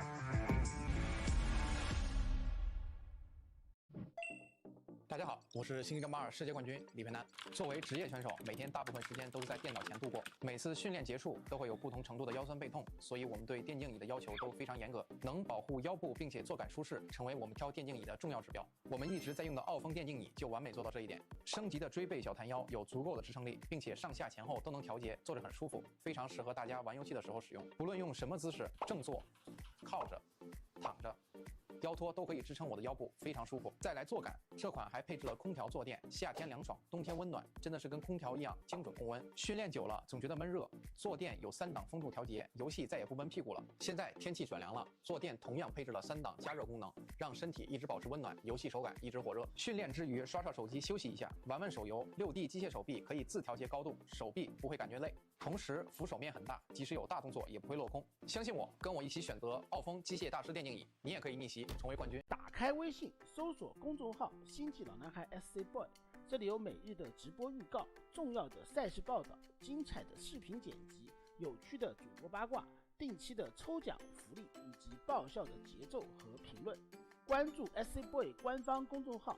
365天，每天更新，让你与20万猛男一起更便捷的享受我和黄哥给大家带来的快乐。不要告诉别人哟。And welcome back, everyone. Welcome back. Hope you enjoyed that short break. Hope you enjoyed Oliveira's lovely chair as we have returned with the second half of the broadcast. And we have TVT. And PvP. The Zerg is over. The Zerg domination. We've finally found a way to make it stop. What do you mean Zerg dominate? Wait. Firefly 200. No Zerg wins on the board. Clearly, Poppy. Oh. Unwinnable, literally. You can win in game, but it doesn't matter. Yeah, you can win, but you still lose. Oh. Feel Zerg, man. But yeah, some really fun mirror matches are coming up here. Oliveira versus Bunny. Bunny has been on a bit of a rise recently. Bunny, he's like an enigma to me because Bunny is very inactive. He's like a very inactive player. He's been playing in WTL, but he doesn't really play in online weeklies. Doesn't play in Kung Fu Cup or ESL Asia or KSL. But he's been like in every season of GSL, and whenever he shows up in GSL throughout 2023, like he doesn't look bad. Like he looks surprisingly impressive. It's crazy. He had a decent break midway through last year, and when he came back, he looked very, very rusty. But then right towards the end of the year, I feel like he was kind of coming back into his zone, and he's one of these players where I feel like Bunny has always had like a series here and there where he looks like the best Terran in the world. And you can see with his mechanics and his builds and everything's there. Like all the pieces are there. Yeah. It's a little hard to tell why he can't put it together in terms of big results.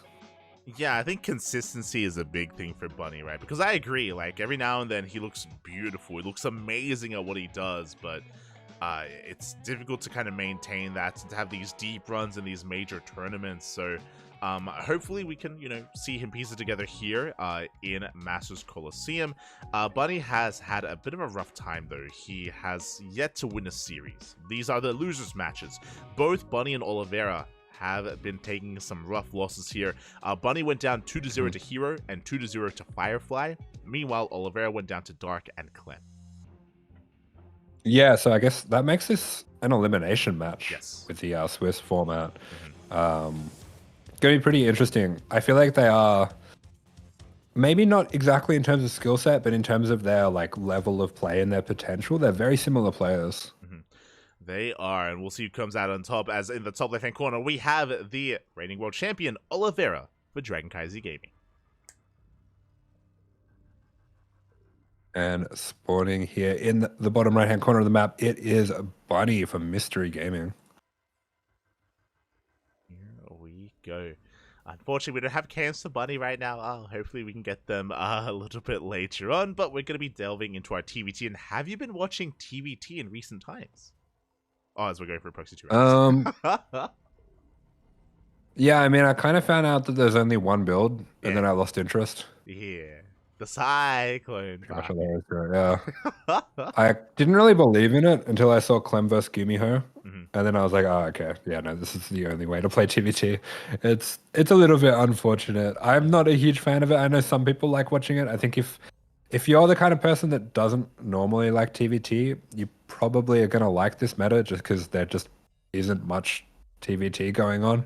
Kind of just Cyclone versus Cyclone. It's very much more aggressive in the early to mid game, 100%. It's far more aggressive and a lot more intense as a result as well. But the dynamic of Cyclone versus Cyclone isn't amazing, unfortunately. It's very reminiscent of Phoenix versus Phoenix, which is not the most exciting unit interactions.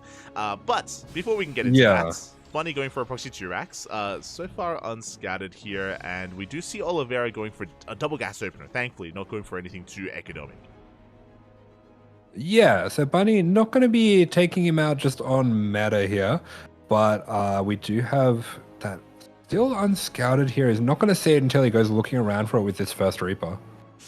Yeah, unscattered. There's potential for Bunny, so the goal here is to dip into the main base, is to hopefully get on top of the Reaper as well, maybe delay the factory building, and snowball out of control. So there is still potential here for Bunny, as he's, again, building up those Reapers, and we got a scout. Oh! Yeah, Oliveira does spot the Raxes there, so he should be able to just back off. Just gets the edge of the glimpse there. And I don't think Bunny's seen that he's hit, but shouldn't matter too much. Yeah, we pull the boys. We have the Reaper as well. The boys here to support, to help buffer for said Reaper. And we are zoning this away from that factory. Good target firing here by Bunny, but alas, he should be... Oh, he goes for the dive!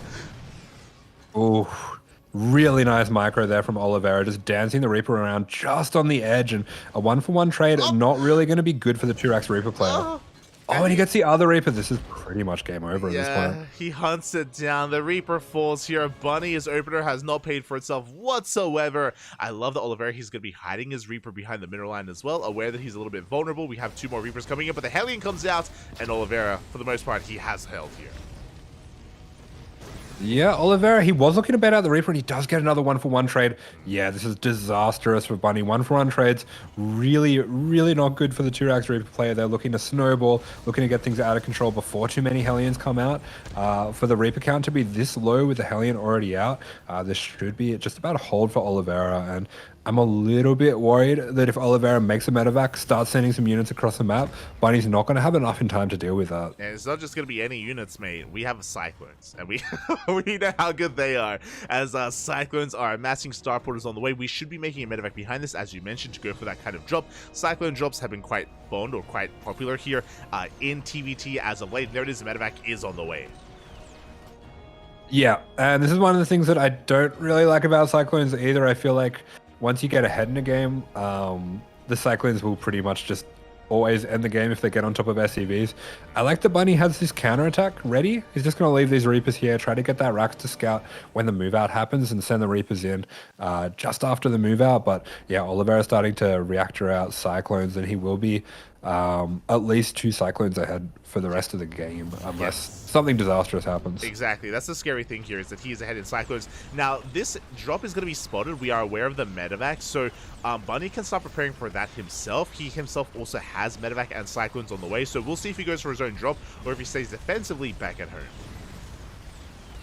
Yeah, he's just going to delay the CC from landing ever so slightly, but in the end, the CC doesn't have to wait for too long, and yeah, with those extra Cyclones, with the Raven coming out as well, Oliveira is going to have a really nasty push timing here, and I'm a little bit worried for Bunny. I do kind of wonder sometimes what the right thing to do is in this situation. I feel like if you know you're going to be behind in Cyclones, it might be better to squeeze out a tank, maybe get some Marauders with Concussive or something like that, but it's something that players are still trying to work out. Yeah, the scary thing with investing into a tank is the Raven, right? Like, Disable is going to be ready for the push, and the Reapers get shut down. Not a bad trade, we get 4 SCVs, but again, with that Raven, like, tanks aren't as reliable because you can shut them down, and then the Cyclones get on top of everything else.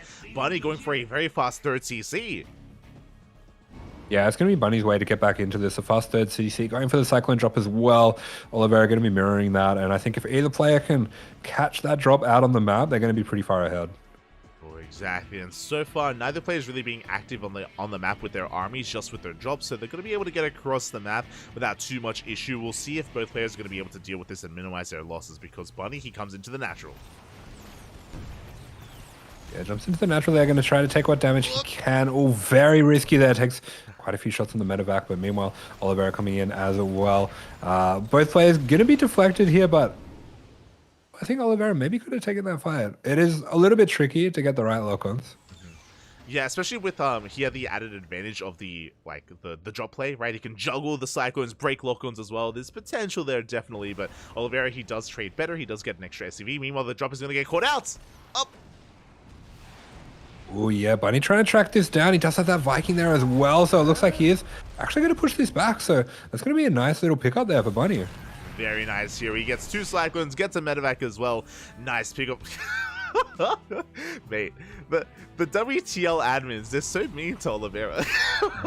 Like, cry. Cry. Cry. Like, he lost the unit. Reaction shot. Like, you notice we haven't had a reaction shot for any other player tonight, only Oliveira. Yeah, just Oliveira. They're like, look at this loser. He lost his units. Oh my god, it's so mean.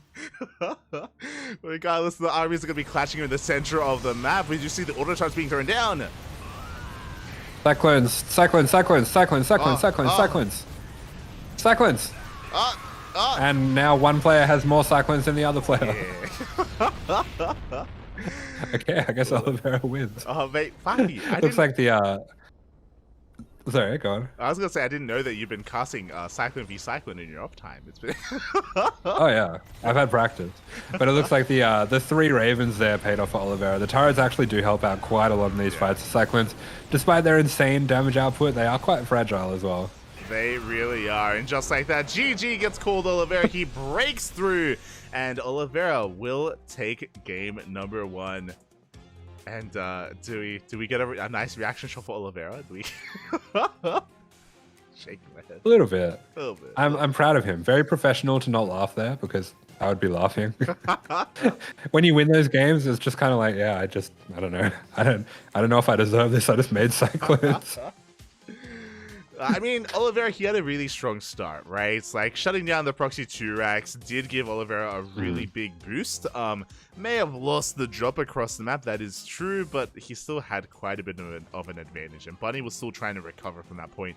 He was still unable to fully make use of that fast third, right? Like, that would have given him an edge in a longer game, but that's not what we got. Yeah, I mean, I did joke around, but I think what really happened there was Bunny, he did have to take that fight despite the 3 Ravens, and yeah, taking the disadvantageous fight into so many Raven turrets. Didn't quite get it done, but I mean, he was behind anyway. I think he felt like he had to try to make something happen. 100%. And here we go in the bottom left-hand corner. We have Oliveira for CranKy Gaming. Here in the top right-hand corner for Mystery Gaming, this is Bunny. Ready to fight. Let's go. Oh my god, buddy, calm down. As this time, we should be going for a much more stable opener here. We're on Alkione, one of the larger maps in the map pool, very long rush distance map as well. Does typically lead into longer games. Typically, but not always. You know, there's always aggressive potential here, especially with the earlier cyclones. Yeah, Bunny's going for a gas first here. This could be a few things. There is potential for him to be going for a cyclone all-in. This could potentially lead into, yeah, something like a proxy second factory and just completely all-inning here. Could also just be a fast expand with the gas first. That's something Bunny used to do a lot in the previous meta. He used to go into 8 Hellions and a Raven. I don't really know what that looks like now, but yeah, this could either be economic or completely all-in. Yeah, it feels like Hellion openers and Hellion commitments have really fallen off in TVT just because of the new patch and how the new units interact as well. We see them every now and then, but with mixed success, so we'll see. We'll keep our eye on Bunny as Oliveira once again opens up double gas. Yeah, Oliveira just going to be playing standard once again, and it is what we saw from him in his IEM championship run. He just played very standard, solid builds and just had very well rehearsed reactions as well. So it's good to see him in the same kind of confident state. Yeah, exactly, and I want to believe that maybe he can do that again 2 years in a row, right? Leading into IEM Katowice, the confidence we need at Papi. True. But yeah, okay, we do have a build. It's going to be fast expand coming out from Bunny. Does get the factory a little bit earlier than usual, so that gas first fast expand is kind of like in between a normal fast expand and a double gas. I think it's going to be mass cyclones. I don't really see what else you would do. So we're probably just going to be seeing more of the same sort of thing. Yeah, that's TVT, Papi. It's feels bad, man. Feels bad. As for now, we do see Oliveira opening up with a Hellion first alongside his Reapers. Factories are getting up and running. As you mentioned, of course, Bunny will have the slight economic advantage over his opponent. The map is a little bit larger though, so again, we'll see if that does help too much here as we're kind of easing into the early game, into the early to mid game. Yeah, it looks like it's definitely played into Bunny's build choice, and Bunny going for Hellions as well. Very strange. I think with his build, economically, he might have to go 2 Hellions before he goes into the Cyclones. Yeah. But yeah. Just because Funny of the to see Hellions. Yeah, I imagine just because of the lack of earlier gas. And yep, there it is. It is going to be initially Hellions, and now we're going into double Cyclone production. Likewise, so is Oliveira. Just like the previous game, Oliveira going for a Cyclone drop with that medevac. But Bunny may have a bit of an army advantage. As I say that, he's going to be losing his first Reaper in the center of the map. This is not good. Yeah, Reaper gets picked off there by Oliveira. It's going to be a case if he does have a Bunny that has a pretty hefty lead on SEVs. And he should be matching Cyclones, at least if he stays defensive. So I think he should have a small SEV lead. Yeah, he should have that small lead. He should also have enough to deflect the drop as well, as long as he's in position, as long as he doesn't become too adventurous with his army movement.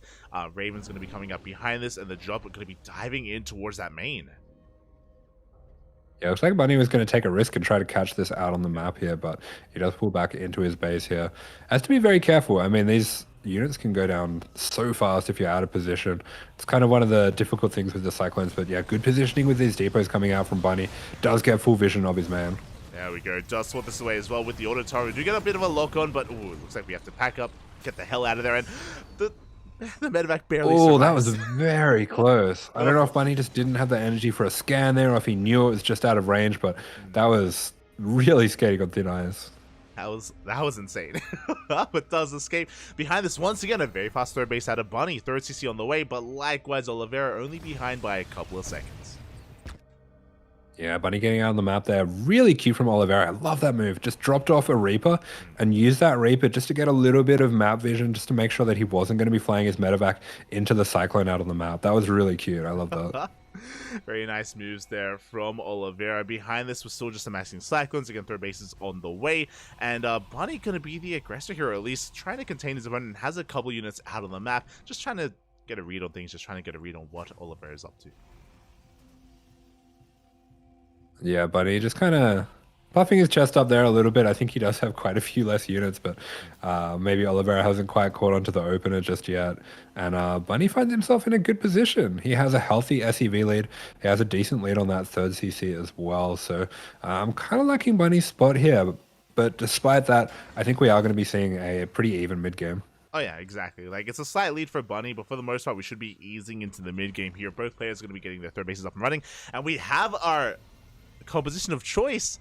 Oliveira, he doubles down. 2 more factories on the way. It is going to be mech. It is going to be mass Cyclone for quite some time. Yeah, this is one of the advantages of going from Cyclone into mech is you can just keep making those Cyclones for a little bit longer. Usually when you're a bio player making mass Cyclone, you want to stop at 8 or 10, but as mech, you can kind of just keep going until you lose momentum. Yes. Yeah, and then that's when you switch into tank production, into more Vikings as well. Meanwhile, here we go, we're going to be pushing in. Ravens are in positioning for both players as well. Autotar being thrown down. Oliveira just zoning back his opponent, forced to back up. Yeah, recognizes a Bunny this time. He does have, 4 Ravens actually. So he will be able to push this back. Oliveira respects it, doesn't want to force the fight. And Bunny actually going to be pushing in here. But I think with the extra Cyclones that are getting made at home, Oliveira should be fine. They should be okay, but the Ravens, they do slip their way into the into the main base with some Cyclones as well. Bold move here out of Oliveira, and he finds a mineral line. Yeah, jumping on these SEVs, they're going to be going down very quickly. It was good reactions from Bunny. Yeah, Stim is just barely... Is it going to finish? It's going to be so close. It's gonna 5 seconds left on that. And it looks like it will finish at the same time. Bunny pushing across the map with his mass Cyclone does deny the third base. 11 SCVs going down. Both players going to be hurting here in their worker count. Yeah, you know what's coming here. Cyclone, Cyclone, Cyclone, Cyclone, Cyclone! They're coming in. Autotar's doing a lot of damage here to the army, and Bunny, he's breaking through, but the tanks do hold on. I've never seen 34 SCVs die that quick. Oh my god, and just like that, Bunny takes a massive economic lead. Again, the Autotars did so much for him with that extra Raven. He was able to do so much. Meanwhile, Oliveira going for a counterattack once again. Remember, he used his own Autotars to harass across the map, which means he didn't have them at home to defend. Yeah, that's right. All these turrets going to be taken out as well. Bunny going to be committing to fighting those because he just doesn't, just can't afford to stop mining. And I think he's bought himself enough time now for that economy to kick in. Stim finishing is actually huge. Oh yeah, Stim now done. 1-1 finishing up. We catch the Ravens. 1-2 of them go down, and just like that, Bunny has so much momentum going his way. He can push out. We see Oliveira desperately moving out himself with his tank-based army. Again, he's gone out of Cyclones into tanks, but he's lost so much momentum. Yeah, this is complete desperation for Oliveira. He just has to make something happen. Bunny catches it out on the map, Stim's on top of it, and he will be taking this game down. And we are 1-1. GG. I was half expecting them to zoom in on Oliveira there. And how does that make you feel? Shaking my head. But GG, well played here. Bunny having a bit of a lead in the early game, and of course taking advantage of the Ravens being out of position, right? It was a bold move for Oliveira to go for the dive with the Ravens. He was getting a lot of economic damage done, but Bunny just committed to a big fight. He broke through, as you said, killed over 30 SCVs. It was crazy. Yeah, that was bonkers. I feel like if we do get a Cyclone patch at some point, maybe removing the extra damage versus workers would be a good idea. Because it's a bit silly. These games are kind of a shit show. That was a pretty fun one though. No, we need more damage versus workers. What do you mean, Papi? What do you mean? Oh my god. One-shot workers and AoE. Oh my god. Not like this. Just increase your attack speed only against workers. That'd be... It's just a beam. Yeah. Like, oh god. Regardless, GG well played. We are tied up 1-1. We are going all the way to the ace match here, all the way to game 3, which is going to be taking place on Solaris. Yeah, okay, so another map that's a little bit larger. I think as well another map that doesn't have a ramp going into the natural, so expect to see Cyclones. I mean, most maps don't have ramps. That's the big thing about this new map pool, is that there are only 2 maps with ramps into the natural. That is Radisson Station, which is... Oh, really? And, I must get them a lot. and Side Delta, only 2. Okay. Here we go. We're jumping on into it for DKZ. In the bottom left here is Oliveira. And spawning in the top right-hand corner, we have as opponent, we have Bunny for Mystery Gaming. Oh, yeah. I guess I just get Side Delta like every game on ladder. It's the only one. That's why. That's also why we've actually been seeing a rise. Obviously with Dark, he's been whipping out a lot more proxy hatcheries. Just because you know how he loved it, like on Gressvan and Royal Blood in the previous map pool. Here in this map pool, there's a lot more flexibility with it with the maps. Is that against Protoss? Yeah, against Protoss. Yeah. Okay. Well, getting back into this game, Bunny once again going to be going for the gas first. Oliveira forgot his gas. That was really weird. I mean, a big reaction. He actually just forgot his gas. Yeah, Oliveira, he can be an emotional player, and especially losing to Mass Cyclone. I'm sure it's not a good feeling. So hopefully, I don't know. I don't even know. I don't know if it's a bad feeling. It doesn't really feel like you got outplayed. It doesn't feel like it just kind of happens. Yeah. All right. I guess this is my life now in TBT. Smooch.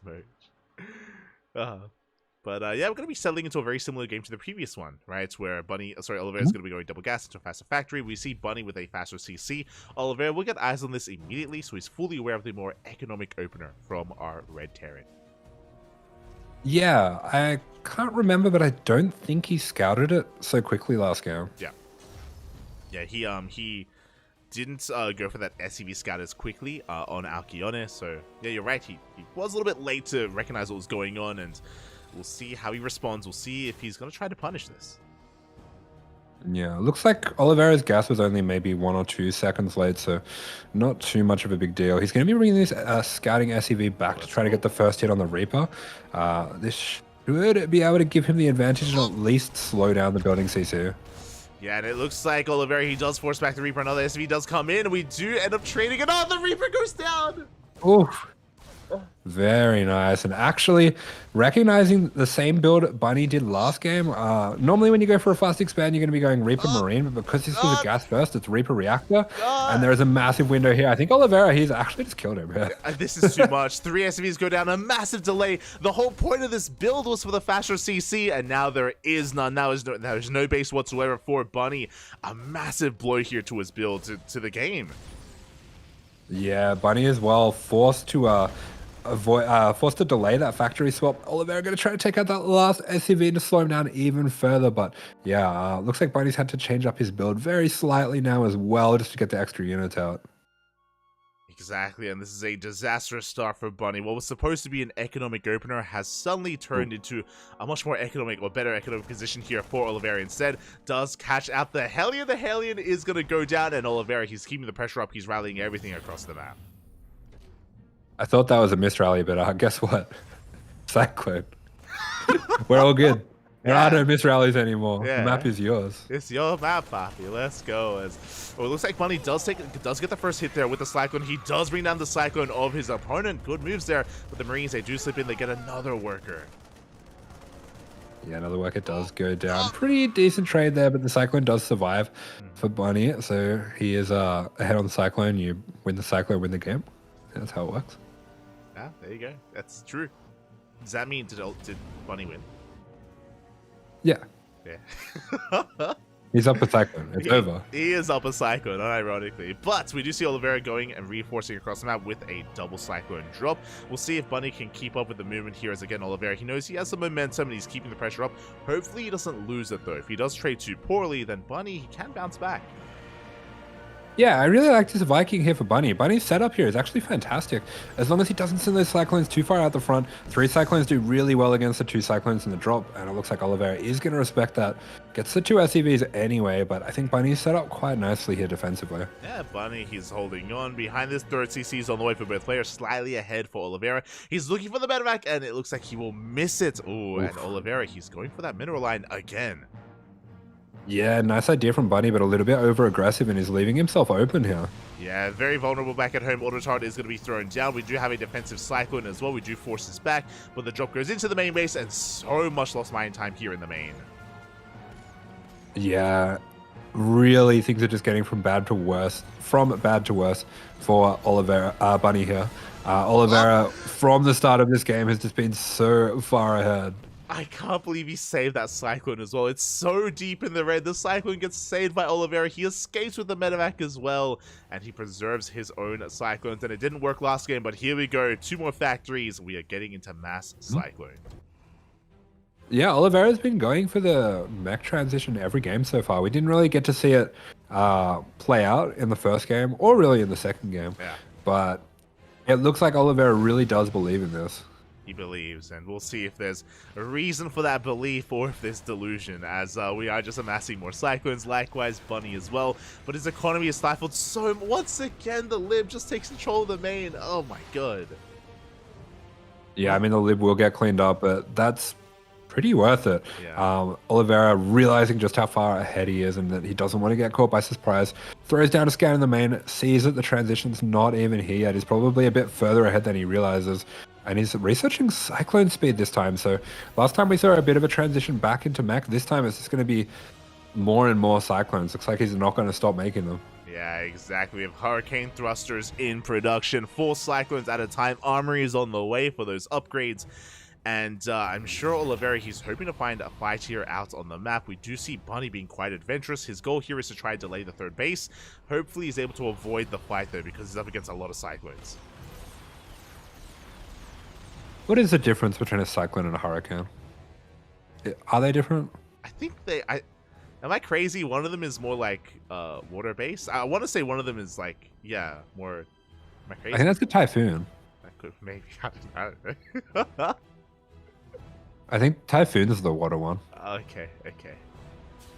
Maybe like a Hurricane's like faster than a Cyclone. I know there's categories. Oh, true. But it could just be like one's American and one's not. I don't know. one's NA, the other's from EU. True. Yeah. I mean, unironically, I think they have different names for it. But here we go. Bunny going to be running in with that Raven Harass. Oliveira going for the Cyclone drop as well, trying to pick off whatever he can. The SCV kills are almost mirrored, but Oliveira brings those SCVs back a little bit too early, and he's going to be losing a lot of them. Exactly, the entire middle line goes down, but it may not matter because he dives on top of the army. No Ravens to defend back at home. Cyclone. And yeah, the Cyclones, they just get out of control here. Oliveira, he breaks through into the natural base. There is a tank on the high ground, and it's going to be able to hold on to the main, but so many workers go down. You just got cycloned. You're saying it wrong, Papi. You got cycloned, Papi. Let's go. You got cycloned or maybe hurricaned. Not sure. Not sure, mate. Oh, God. What do they have in China? Do they have cyclones or hurricanes? Oh. They have Oliveira. They have Oliveira. They have Brazilian Jiu-Jitsu. Oh, God. So it looks like Oliveira, he's identified the key that makes the Cyclones. He's removed every other key from his keyboard because he doesn't need it anymore. And he's just going to be continuing to pump these Cyclones out. 4th and 5th factory on the way as well. Both players' economy is pretty stifled, but Bunny losing the 3rd is pretty much game ending. I think he's only staying in this game because, I mean, the tournament life is on the line. If he can make something crazy happen with Raven turrets and Cyclones, maybe he can find a way back into this game. Yeah, maybe he can claw his way back into this. Meanwhile, we sparked a conversation in the chat talking about the about, about the Cyclone and what they're called. I'm just gonna Google it. Yeah, we'll come back with some answers. Everyone, we'll do our research. We'll figure it out. In my brain, though, I'm picturing a Cyclone like in China, and I see Oliveira like doing jujitsu moves up in the air. Just like spinning on his back. Yeah. Creating a tornado. And you just hear the lock-on sound. It's like just beep, beep, beep, beep, beep. It's beautiful.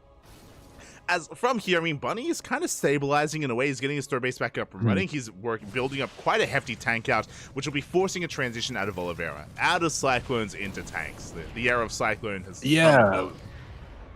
Bunny's going to camp up on tanks here, and he throws down a very fast 4th as well. That's going to be his way to try to get back into the game. But Oliveira, likewise, throws down his 4th on location, recognizing that he has that map control.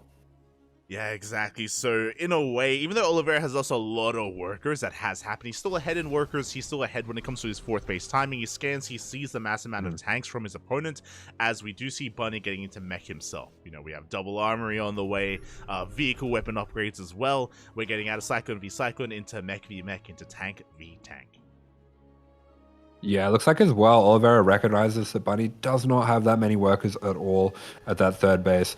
We see a few more armories coming down from Bunny, so it looks like he wants to go for the vehicle upgrades as well as maybe air upgrades too, with that 3rd armory, unless that's just a mistake. But Oliveira is pretty far ahead on attack upgrades. He really is, and we're getting ready to collapse on that 3rd base again. He's got a massive army right now.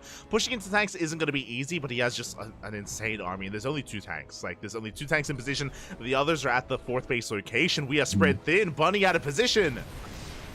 Yeah, Bunny having to just be a little bit greedy, take some risks to try to get himself back into this game, and Oliveira going to take this moment to try to jump on top of this. The tank's getting a lot of work done. This might have been a little bit too much from Oliveira. Yeah, it might have been too much. He does lose all of his Cyclones, but 19 SCVs go down. The Vikings, they go ham on the CC, and Oliveira may not be able to end the game here and now, but he does break the 3rd. Yeah, the tank even going to win that little fight there. Oh, and Bunny accidentally... that was a little bit worrying. I thought he was going to lose that CC by rallying it.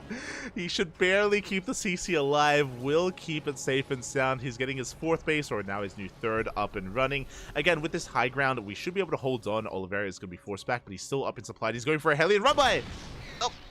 Yeah, he's going to be diving in here at that 4th base.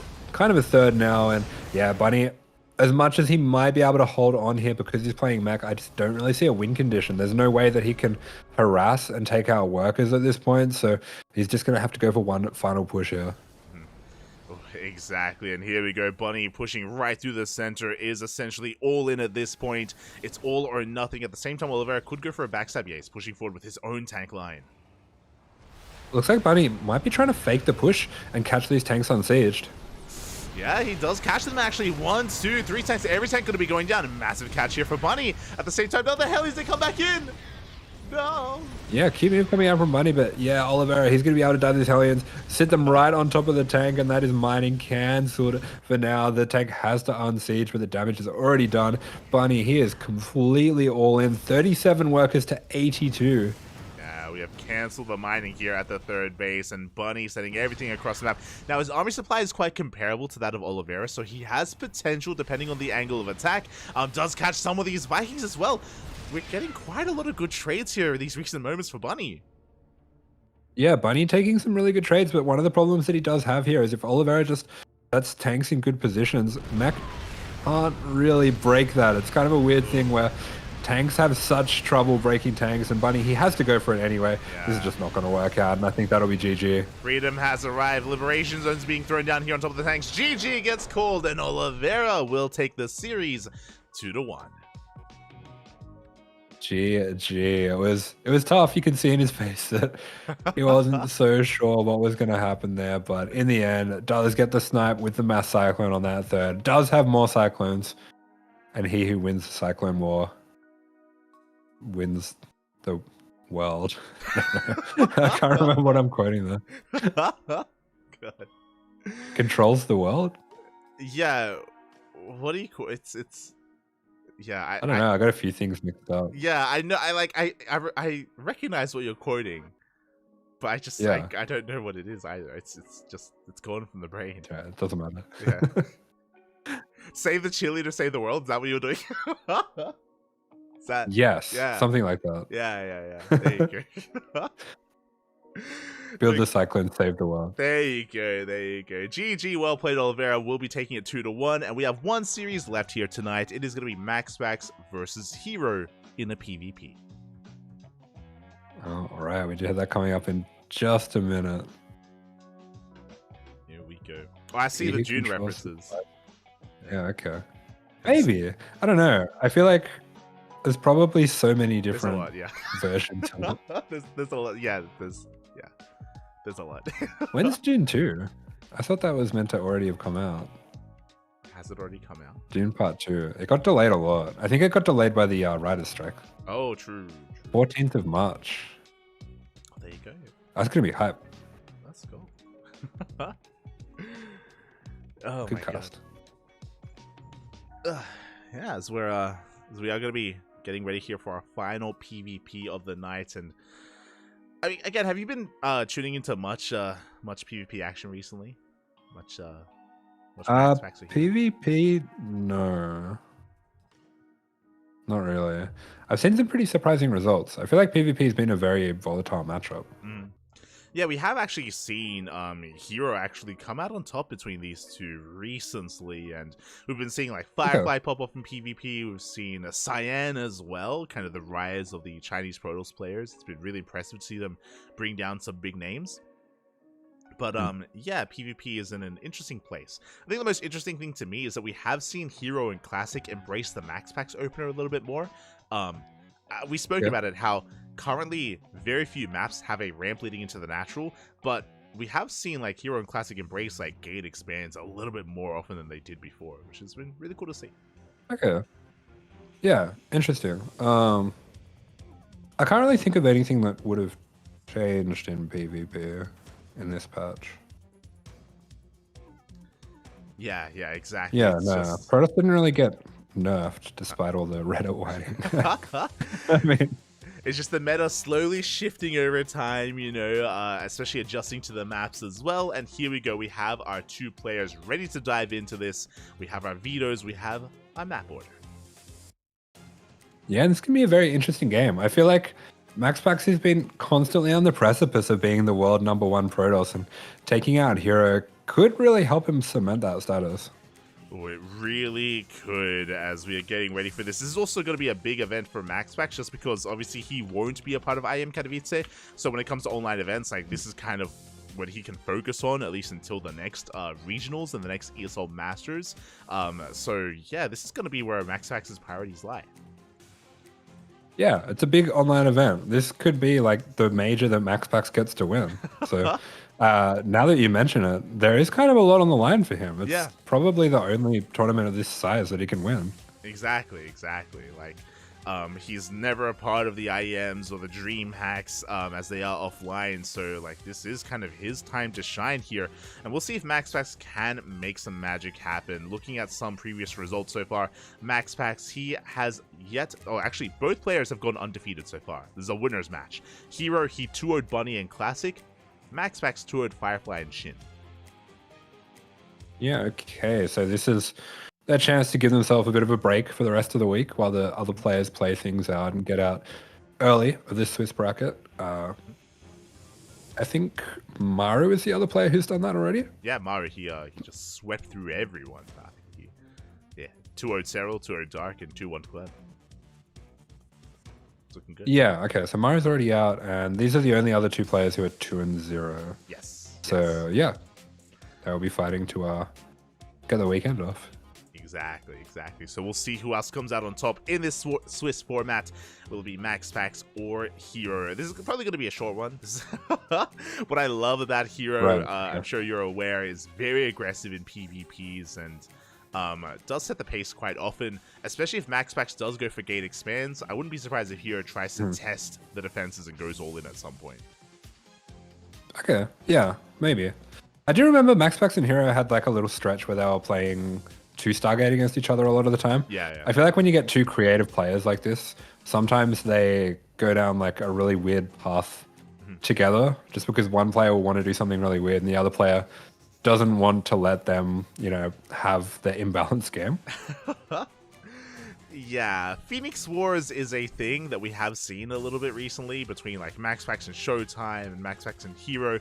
Not all the time, but every now and then we do see it pop up, unfortunately, and hopefully we're able to avoid that here.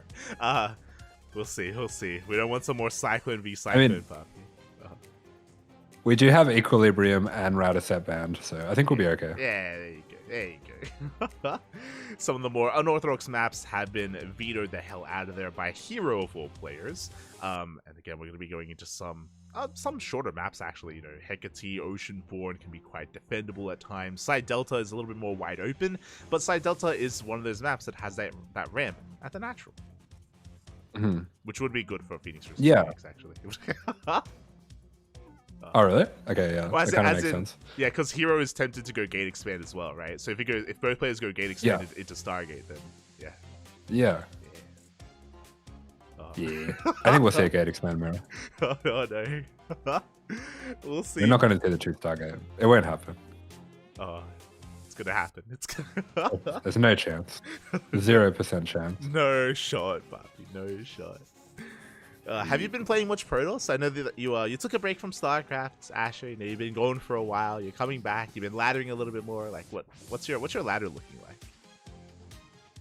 Nah, I haven't played any Protoss. I feel like that would... Maybe I should, but I've been trying to play with lag. Trying to get used to lag. Playing on West and playing on Korea. Oh, how is it? Korea's been really fun. West has been disappointing. Or like no one plays StarCraft. I was referring to how's the so lag sad. is, but Smurge, and here we go. In the top left, we have MaxPax for Psystorm.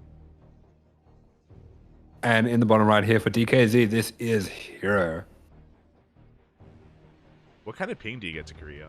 I know you have, even though I'm closer to Korea, you get better ping, which is crazy.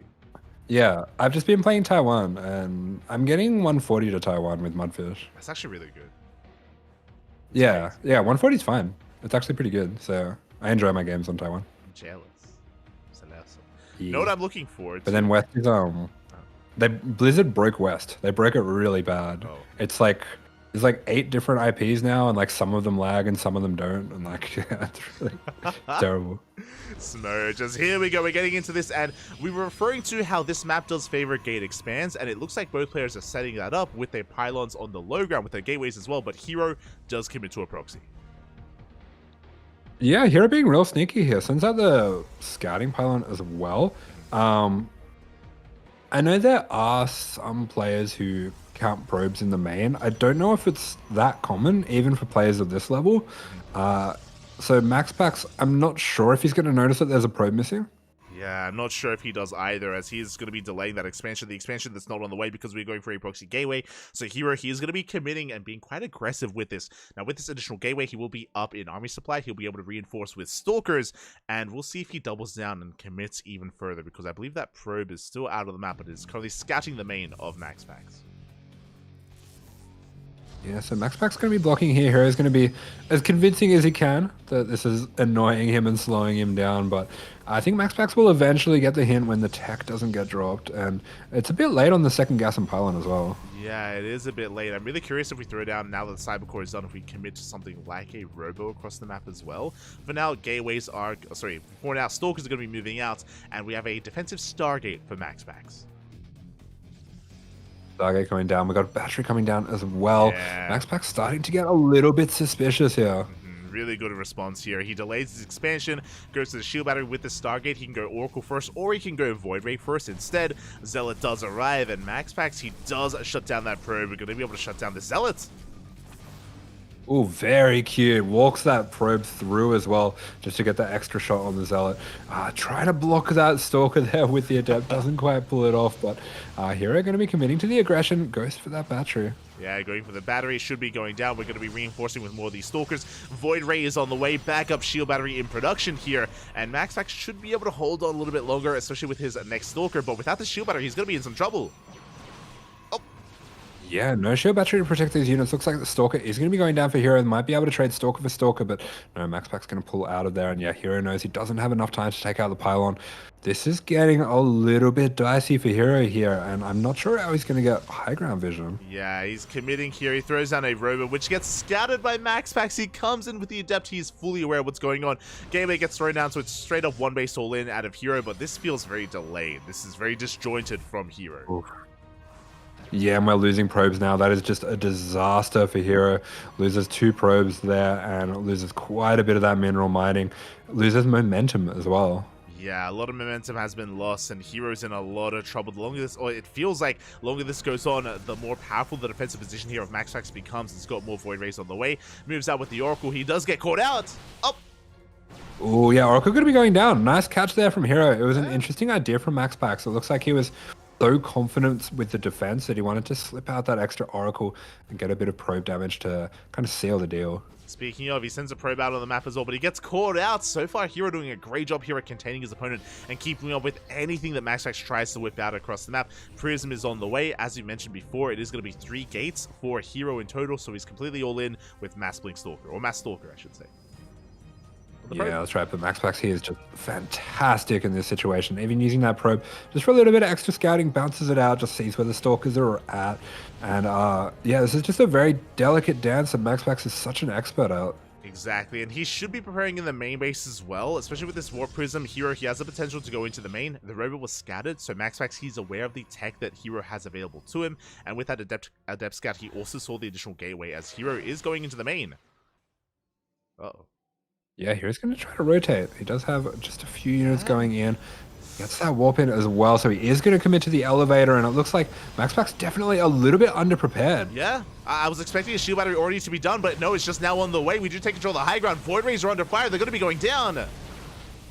Yeah, immediate probe pull. Looks like Hero doesn't quite get the pull away on those Stalkers. He will get some of them back, but now those Void Rays, they are in range of the shield battery overcharge. They are within range. Shield battery still on the way. Boy's going to be going down. Another big warp into the main base. The Void Ray is looking very exposed. Shield battery finishes up just in time, but there is no overcharge. Wow, that one Void Ray does pop back just in time before it gets taken out, but 20 probes have gone down. I think Hero's gotten enough damage, and one of the Void Rays is going to be taken out as well. Hero may have done it. He may have cracked the defenses of MaxPax. He has. Again, MaxPax was woefully underprepared in the main base. I mentioned that he saw the robo, he was aware of the Prism, but he wasn't ready in the main base. A little bit uncharacteristic there for MaxPax. As a result, he loses 21 workers. He is down to 9 probes. Yeah, Hero has taken control of the main of MaxPax. Still has a bit of work left to do here, but it looks like he is going to take the damage that's presented to him and slowly work his way through this Nexus.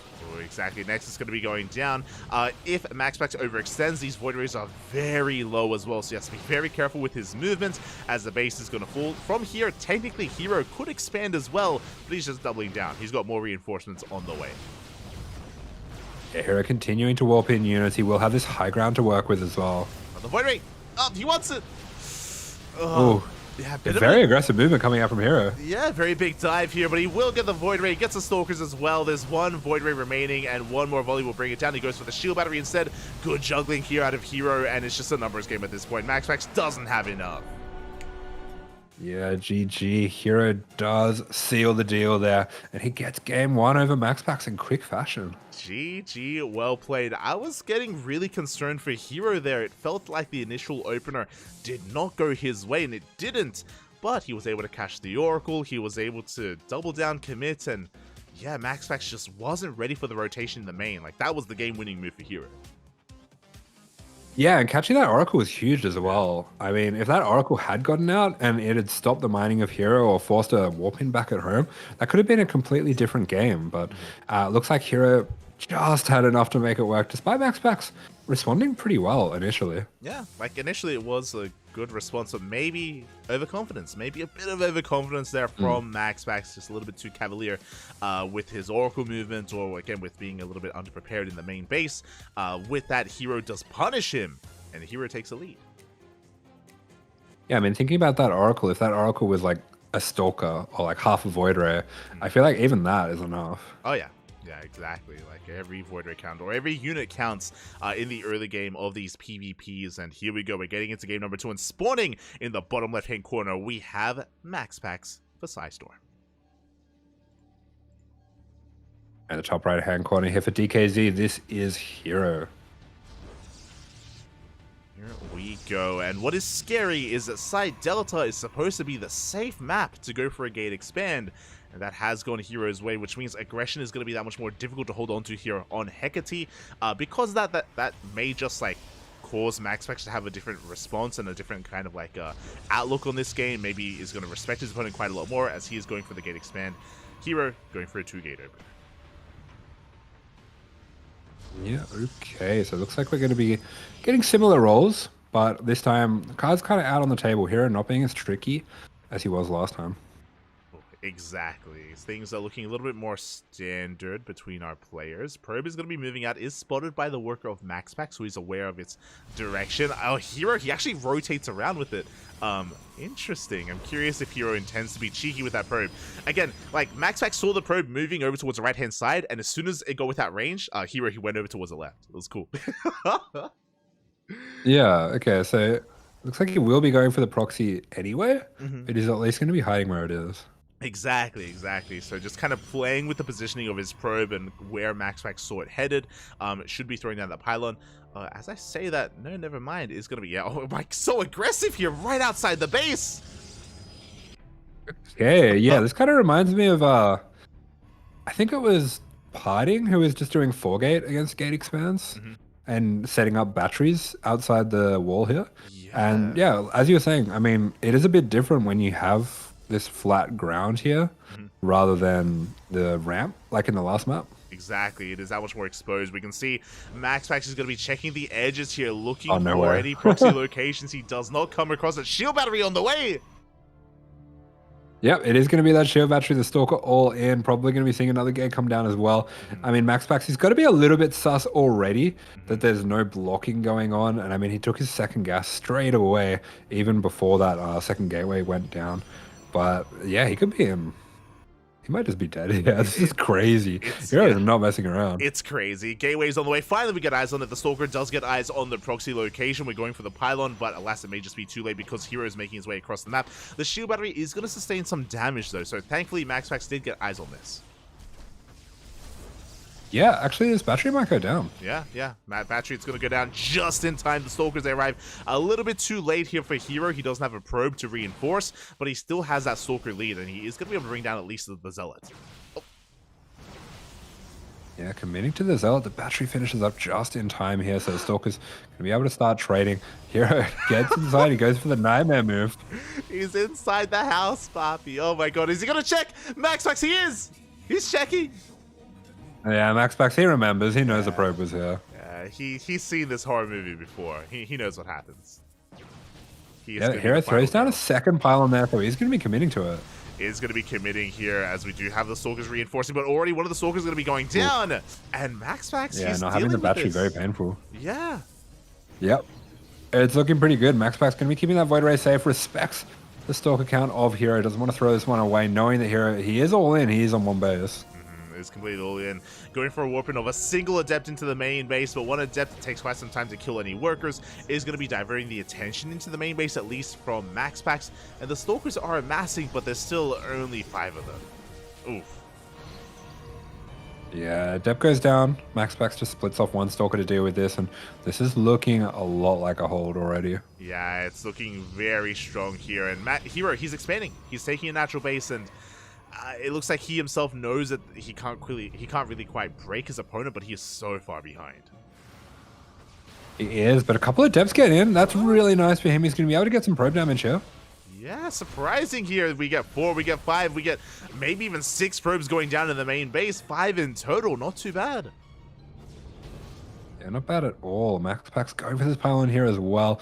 Doesn't overcommit, really doesn't want to take damage on these Void Rays. MaxPax, such a disciplined player, especially in these positions. That actually, it's such a good skill that he has to be so disciplined with his units. But the Adepts, okay, they did get in once again. We don't commit to the shade this time. MaxPax did sneak out a probe towards the left-hand side, so he does have a worker out on the map for a proxy pylon. I believe that was missed by Hero, but once again, we do shade in, and we're going to be not quite committing. I was like, are we going in? No, not quite. Yeah, he thinks about it, but just a few too many units in position. It looks like MaxPax finally going to be cleaning this up, but really respects the patience that was coming out from him. He doesn't want to throw this away when he's just almost at the hold. Exactly. As the gateway is going to be falling, we do see MaxPax setting up a proxy pylon across the map just so we can reinforce and harass with his own Adepts. And we see Hero trying to catch up with the worker count. And I mean, worker-wise, he is now ahead. Yeah, Hero just going to be trying to pull ahead by making the game a little bit asymmetrical as well. Goes for Blink rather than into Stargate. So it's going to be interesting to see what MaxPax can do with these Void Rays that he has from the early game, how he chooses to use those. Yeah, definitely. As there's quite a lot of them. 4 Void Rays are going to be moving out. There should be a decent amount of Stalkers back at home, but we'll see if Hero can keep up with the aggression of MaxPax. We'll see if he can keep up with the rotations because Blink is still not done. Oh yeah, Hero's got that game sense, runs on into the main. MaxPax does snipe out one of those Stalkers, but he loses a Void Ray. Yeah, Void Ray goes down. Big pick off there for Hero, and suddenly Hero, he's gaining momentum in this game. Blink is about to finish up. We have the Robo on the way. Meanwhile, MaxPax is going for a more like quote-unquote mech-heavy style. It's going to be Void Rays and Immortals are being focused. Immortals are being prioritized.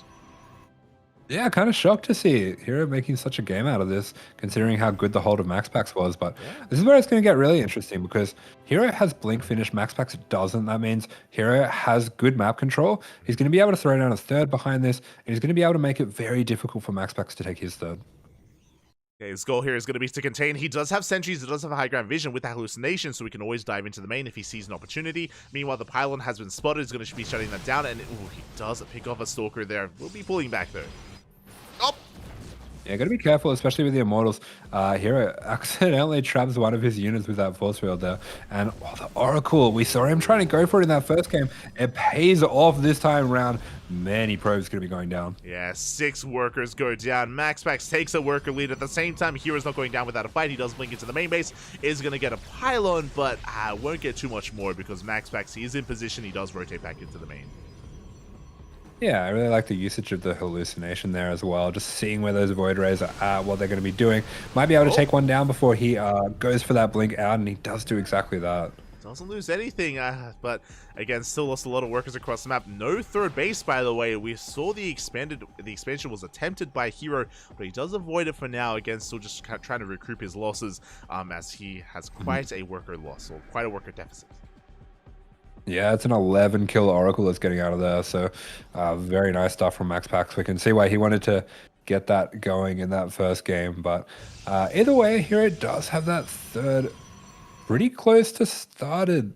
Actually hasn't started it yet. And MaxPax does start his third. Yeah. I was really expecting that to be Hero's advantage here. Yeah, he's going all in. He's Hero, he avoids the third base. He's going all in instead. MaxPax throws down a Dark Shrine, by the way. So a cheeky move here out of MaxPax. Dark Shrine is on the horizon. Meanwhile, Hero is doubling down with his push. He did have potentially an economic lead that he could have gone for, but no, he's just doubling down on aggression. And he gets and Hero, he's got a Robo, but he hasn't got an Observer with his army here, so this could be a way for MaxPax to slow this down and then eventually hold. Oh, exactly. MaxPax did have an Observer in the center of the map. He saw the main army pushing. He's ready here for the defense. We dive him forward. Another Void Ray goes down, but we have Immortals. Oh, beautiful force fields coming out from Hero. Does keep those Immortals trapped, but they are close enough to the shield battery overcharge. Yeah, Overcharge does keep at least one Immortal alive. We're just buying time here. Dark Shrine is about to finish, and DTs will soon be on the way. We dive on forward once again. We will get the Immortal. Yeah, great blink there. Jumps on top of the Immortal. The Immortal of Hero. Pretty safe at the back there. He's going to be pegging away at these Stalkers, but the Stalkers, they can fall back to these 4 shield batteries from the early game, and they're going to be helping out a lot. Yeah, and remember, we do have one observer here for Hero with the main army, or at least outside the natural. Does blink on 4. DT is going to be coming in. We are out of range of detection. Yeah, and the Immortal, that is in range of the War Prism there, so it does get pulled back. Might be able to blink on top of this Immortal. The Void Ray goes down. That's all of the Void Rays of MaxPax that have been taken out. And we do hear that DT is starting to swipe away. It's going for the Immortal. It gets the Immortal. Yeah, Immortals go down for both players. I believe Hero just lost his own Observer. He had the Observer parked outside of the natural, and MaxPax did snipe it, which means MaxPax is holding. And the third base is getting up and running. Hero, he's avoiding that DT. He wants that third. Yeah, Hero needs to get the third here to make this push work, and it looks like he will get it. But the Oracle across the map gets 3 more worker kills, so even though we are even on bases, oh my god, the Oracle is going ham. It's the same Oracle, by the way, getting an insane amount of worker kills. My goodness, more Oracles go down. That's 19 kills on that Oracle, I think, now. Yeah, that's math. That's beautiful. As we're not done because we have the DT waddling across the map as well. Now, we do have detection. We do have some units to defend, so Hero should be okay. Should be able to survive this Dark Templar, but again, he is hurting in the economy, and MaxPax's own army is reflecting that. Oh, yep, and the Observer gets sniped, so that'll be the end of that push for now.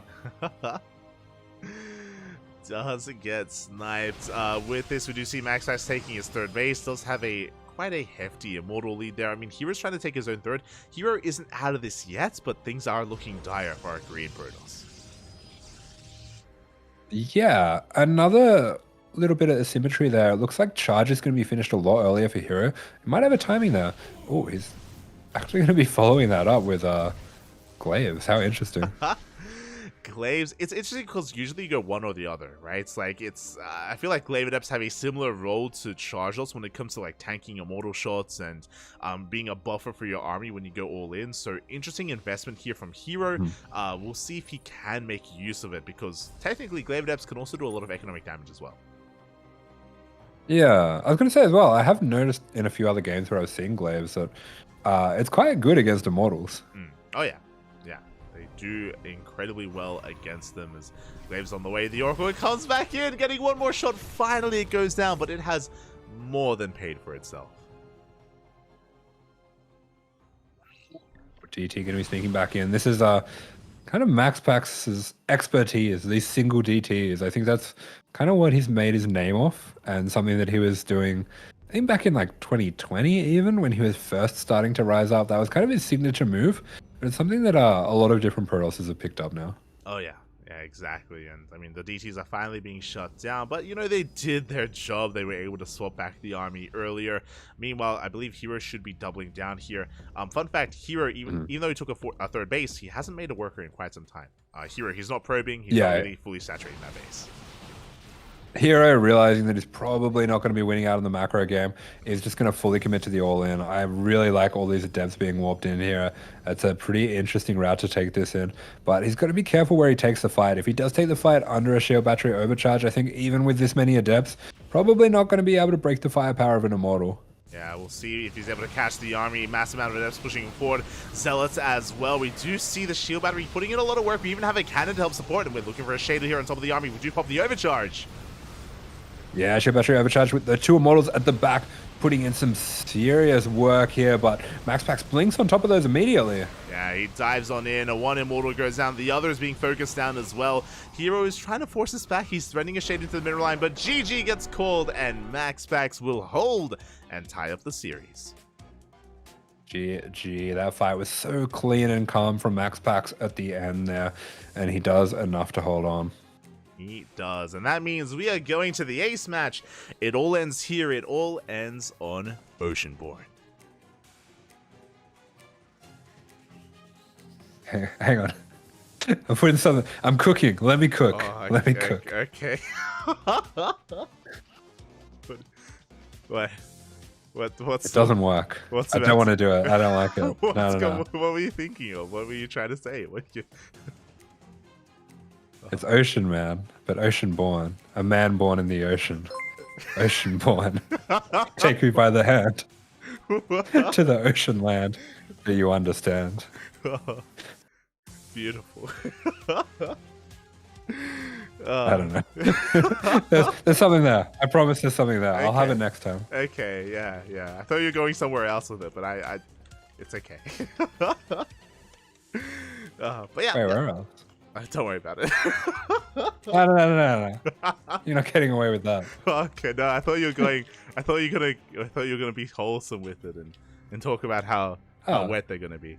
So we're getting into this, and here we go. We have, besides some gaming, Max Packs. And in the bottom right-hand corner here for DKZ, it is Hero.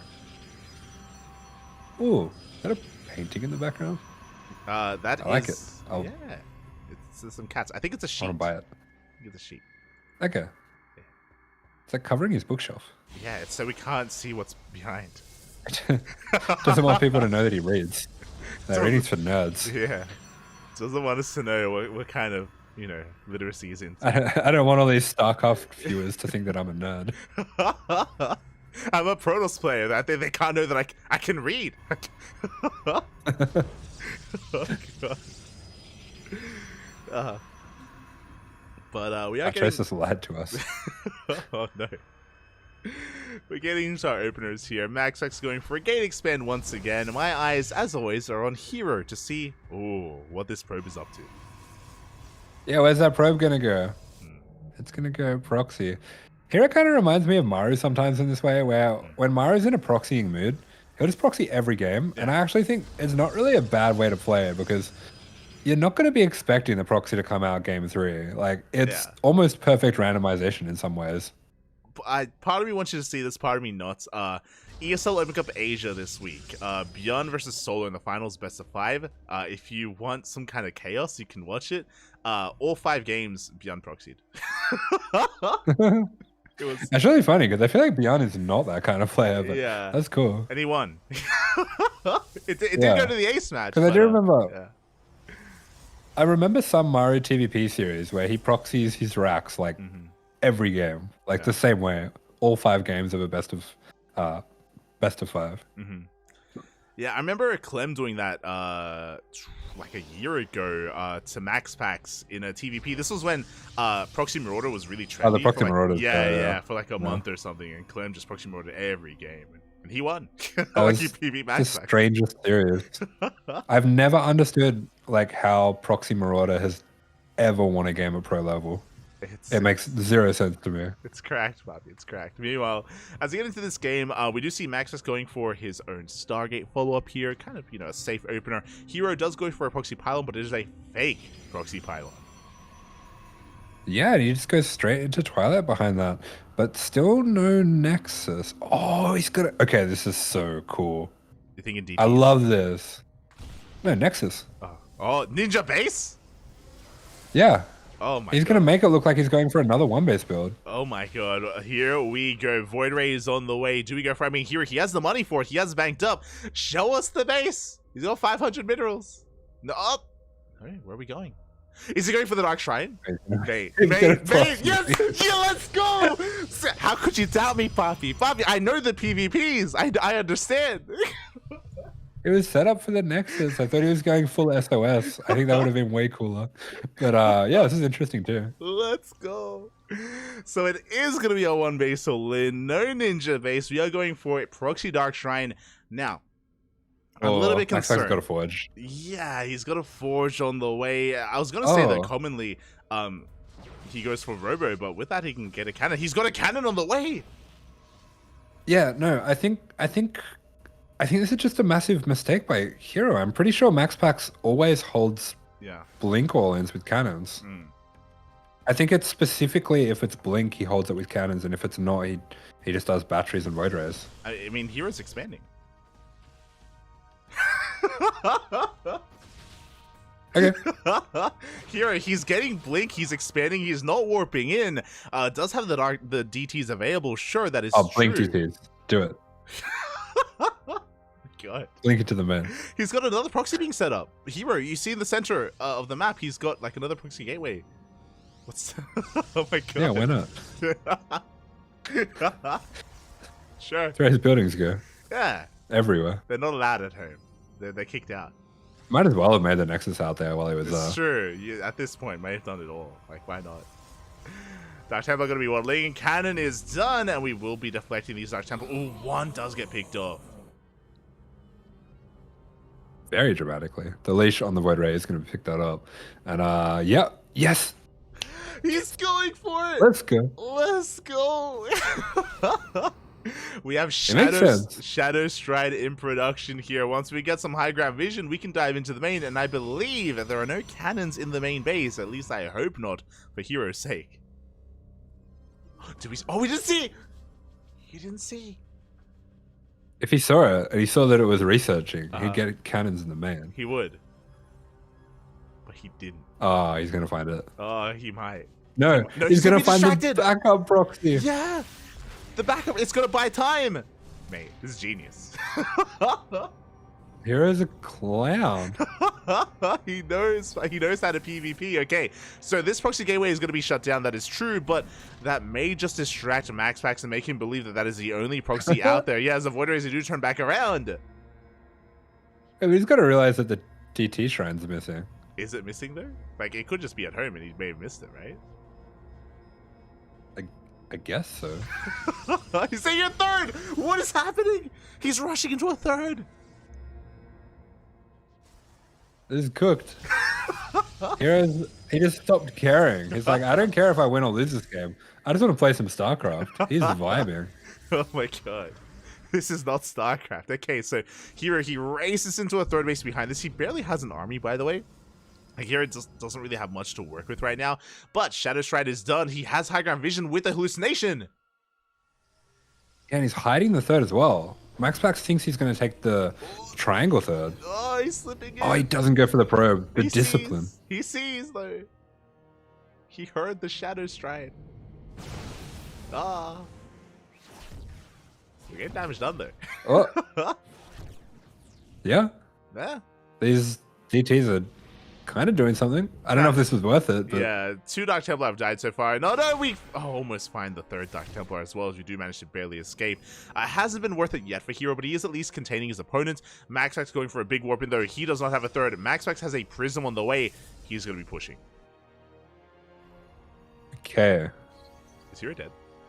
It's really weird. He's got 2 cannons coming up as well. Yeah. So it looks like he's putting cannons in the man. Yeah, so he's going to be leaving side defense back at home to defend. The Prism is on the way with +1. There's going to be a big timing here for MaxPax. We'll see if he expands or if he pushes. Because I do think that right now Hero is quite vulnerable. But, oh, he's being dragged back home! Oh, yeah, great stuff from Hero. And this is going to be what keeps him safe while he is vulnerable. But MaxPax doesn't want to leave the whole army at home, just splits off a few Stalkers. I think he's going to leave those there as well, just to keep that angle covered. But Hero's got a few units at home himself. And I mean, if he can get out an extra Observer and snipe the Observer of MaxPax, or even just use Blink and Shield batteries cleverly, he could be able to hold on to that 3rd. And he only has to hold on to it for a little bit longer. Exactly. He's so close to holding, so close to getting away with this 3rd base. Hero, he's up in supply, but a lot of that is workers. He needs the army right now. Here we go. We do have the Void Rays. They do catch on to the 3rd. Yeah, Void Rays immediately activating that overcharge. They pull away from the shield battery overcharge, but they will be going down. Mate, that was a soul concave out of Hero. He takes a beautiful fight. He shuts down the Void Rays, chasing down the Prism. The Prism goes down. The Immortal was barely saved, but again, there's nothing to save it. Yeah, the Prism's there. We have sentries as well from Hero. That's really scary for MaxPax. If those sentries can cut up the army and those Immortals can work away at the Stalkers, MaxPax could be dying right here. It's a really scary moment for him. Yeah, the pendulum has swung one way, then the other. MaxPax has the upgrade advantage, but +1 is about to finish up in a couple of seconds for Hero. No shield battery, no overcharge at this 3rd base. We were woefully underprepared for this. Hero taking a 4th even across the map. Won't be able to because the safe strap is going to be blocking it. You don't see that too often, but it is there. And meanwhile, here we go. Another fight is going to be occurring.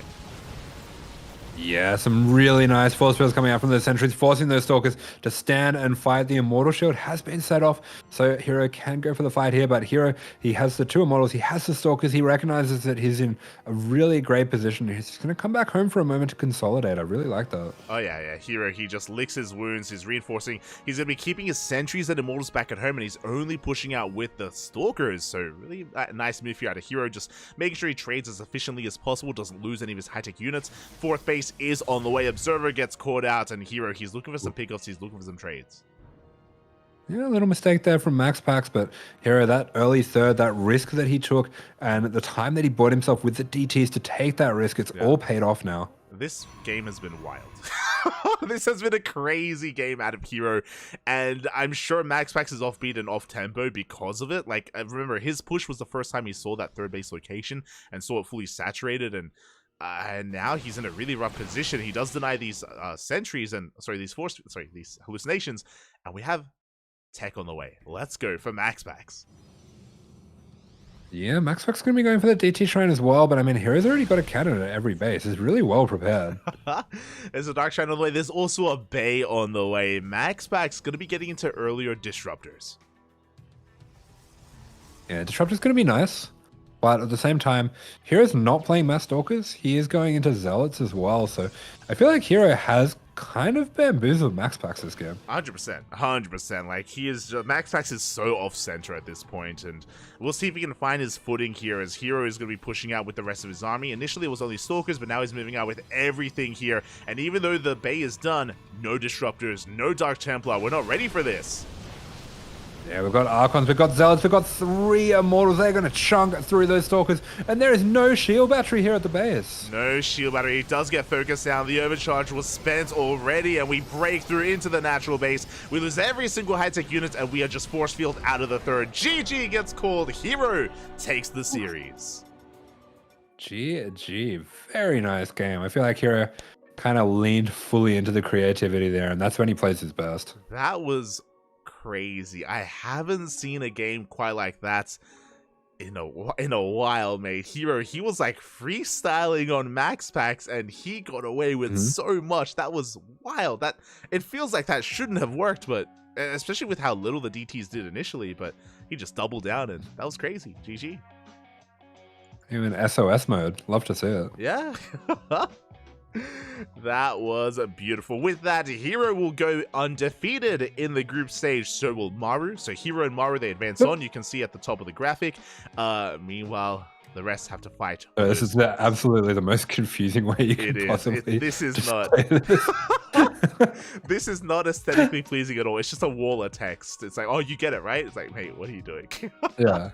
This makes like total sense if you've already thought through the whole thing and you know how this bracket works. Yeah. But like, if you don't know how the bracket works, I feel like your eyes just glaze over when you see this. 100%. But basically, go ahead.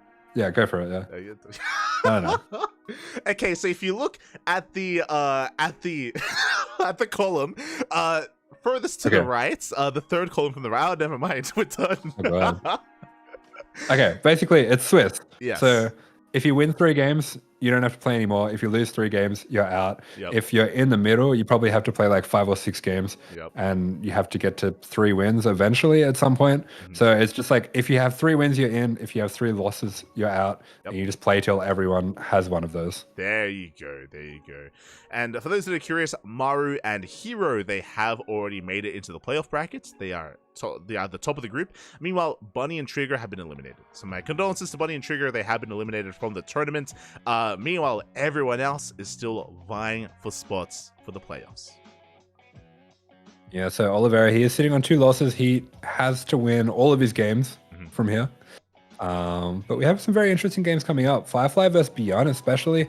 That's not one to sleep on. I feel like a lot of people would be expecting Beyond to kind of cruise to victory there, but Firefly's got some really tricky defensive PvT, and Beyond might just kind of all-out attack into those defenses. So yeah, that could be a really cool game. We actually have seen Firefly beat Beyond before. Not saying he's the favorite player, but he's done it before. He could do it again. Firefly also 2-0'd Bunny in this tournament, so he's got a terrifying TVP. You know, I don't want to count him out. I look forward to it. So as we did see, we have 3 matches on the horizon tomorrow. Clem versus Dark. Oh, sorry, not quite Clem versus Dark. But 3 matches going to be played out tomorrow here. It's going to be Oliveira versus Classic, Shin versus Solar, and Firefly versus Beyond. Yeah, there we go. So we've got a few fan favorites there that are kind of on their last life. So this is where the matches start to get very spicy, very interesting. And there's going to be a lot on the line in some pretty close games. Here you go. Meanwhile, we're done for tonight. We are done here for the night. We just wrapped up all of our matches, all 4 of our best of 3s, and What was your highlight, Asher? What did you like tonight? Did you like the Cyclones? I liked when Cyclones, the Cyclones and the Cyclones and the. I feel like it's like, when two kids, they have like a couple of like toys and they're just kind of like smashing them together. And there's not really any rules to the game. It's just like whichever kid is the more annoying will just make the other kid give up because they don't want to like make up more rules than them. That's how I feel about Cyclones. I feel like it's two kids with dinosaur toys just like smashing them together. It's beautiful. And the more obnoxious kid wins. That was a good moment. Yeah, that was good. Obviously, I loved the PvP. We saw something that we don't really get to see too often. Like Hero was crazy in that final game, and I don't blame Max Pax for having a hard time keeping up with the nonsense of Hero. That was just very unorthodox, very unique, a very unique game. It was beautiful. Yeah, Hero cooked. He made Blink DTs with a third and like no units and got away with it. Yeah, no units. He got away with murder, Papi. Aye. With that, we are done for the night. Asher, do you have anything you want to say before we head off? For those that are curious, when it comes to our next broadcast, obviously we're going to be here tomorrow. We're going to be live tomorrow night here on the CranKy Ducklings on YouTube and Twitch. We're going to be casting the remainder of the group stage of Master Coliseum, as well as Christmas Cup right after Master Coliseum as well. So a lot of StarCraft. Yeah, it looks like we've actually got kind of like a double round tomorrow. There's the upper bracket as well. So Clem Dark, Cure Serral, and Raynor Max Packs. Some really good games. Really good games. Meanwhile, Asher, where can people find more of you? Are you gonna be streaming? Gonna be on the streets? You can find me, catch me outside. Oh my God. You're an animal. No, I don't think I'm going to be streaming anytime soon. But maybe I'll drop in for a cast at some point. Yeah, I heard you've been going outside recently. Are you okay? Yeah. I still haven't got COVID. I don't know how. I think I just You're can't. immune.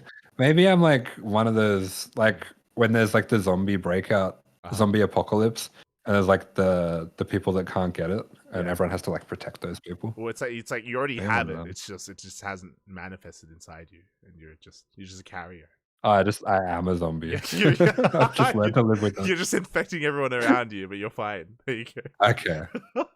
Cool. Nice. I'm an author. Let's go. Oh God. Thanks for jumping on, Asher. It's been a long time, so thank you for jumping on. It was a beautiful cast, and maybe we'll cast again in the future next time. Yeah. And when are you going to stream? I feel like you haven't played in a while, have you? I know. We've been casting. Washed. Very, very washed. I've been busy casting and doing all this. I've been preparing. Those who don't know, I am traveling at the end of the month. Going to Poland. Going to be at Poland. Going to be at I Am Katowice, papi, and it's it's been getting a lot of preparation. It's winter in Poland, so I actually have to like buy a full set of like winter clothes so I don't die when I go there, so I can like live. So it's all right. You won't be going outside. You'll be fine. Yeah, I hope not. So I'm gonna be going to Poland at the end of the month. And the worst part about it is that it's a 3-day trip. I think it's like 32 hours. So I say 3 days. Oh, I think it's like that. It's like 32 hours to get there. So oh no. I remember when I was like getting flights to Europe, seeing these like 40-hour trips that are like a lot cheaper, and just being like, nah, like I'll put the money together. It's not worth it. This isn't even that cheap, to be honest. This is just traveling to Europe, mate. It's just I'm gonna be flying to I go to Singapore, then I have a layover, then I go to Germany, have a layover, and then to Poland from Germany. Cool. But it's like 32 hours. Yeah, 32 hours. So just been preparing for that. You're just gonna be leaving Germany. You're gonna be like, no, Germany, bye. And then you go to like the grey, like concrete blocks in Katowice. Yeah. I'm gonna feel at home. Let's go. True. Let's go. How long has it been since you went to Poland? I think the last time I was in Poland was 2018. I think. like Okay. maybe early Pre-COVID, 2019, yeah. but pre-COVID. So it's been many years since I've ever traveled abroad. So exciting, Nice. exciting. Cool. Have fun. The trip there is always the worst part. It's always the hardest part. It's, Yeah, I was about to say I hate long haul flights so much. 100%. Yeah, it's I don't know. Do you sleep on planes? Because I just like, even if it's like a 24-hour flight, I'll get like 4 hours sleep. real. Oh no, I can sleep on a plane. I can sleep on a plane. Okay. A little bit paranoid Nice. that I might like snore or something, but like screw it. I just That's not your problem. yeah, exactly.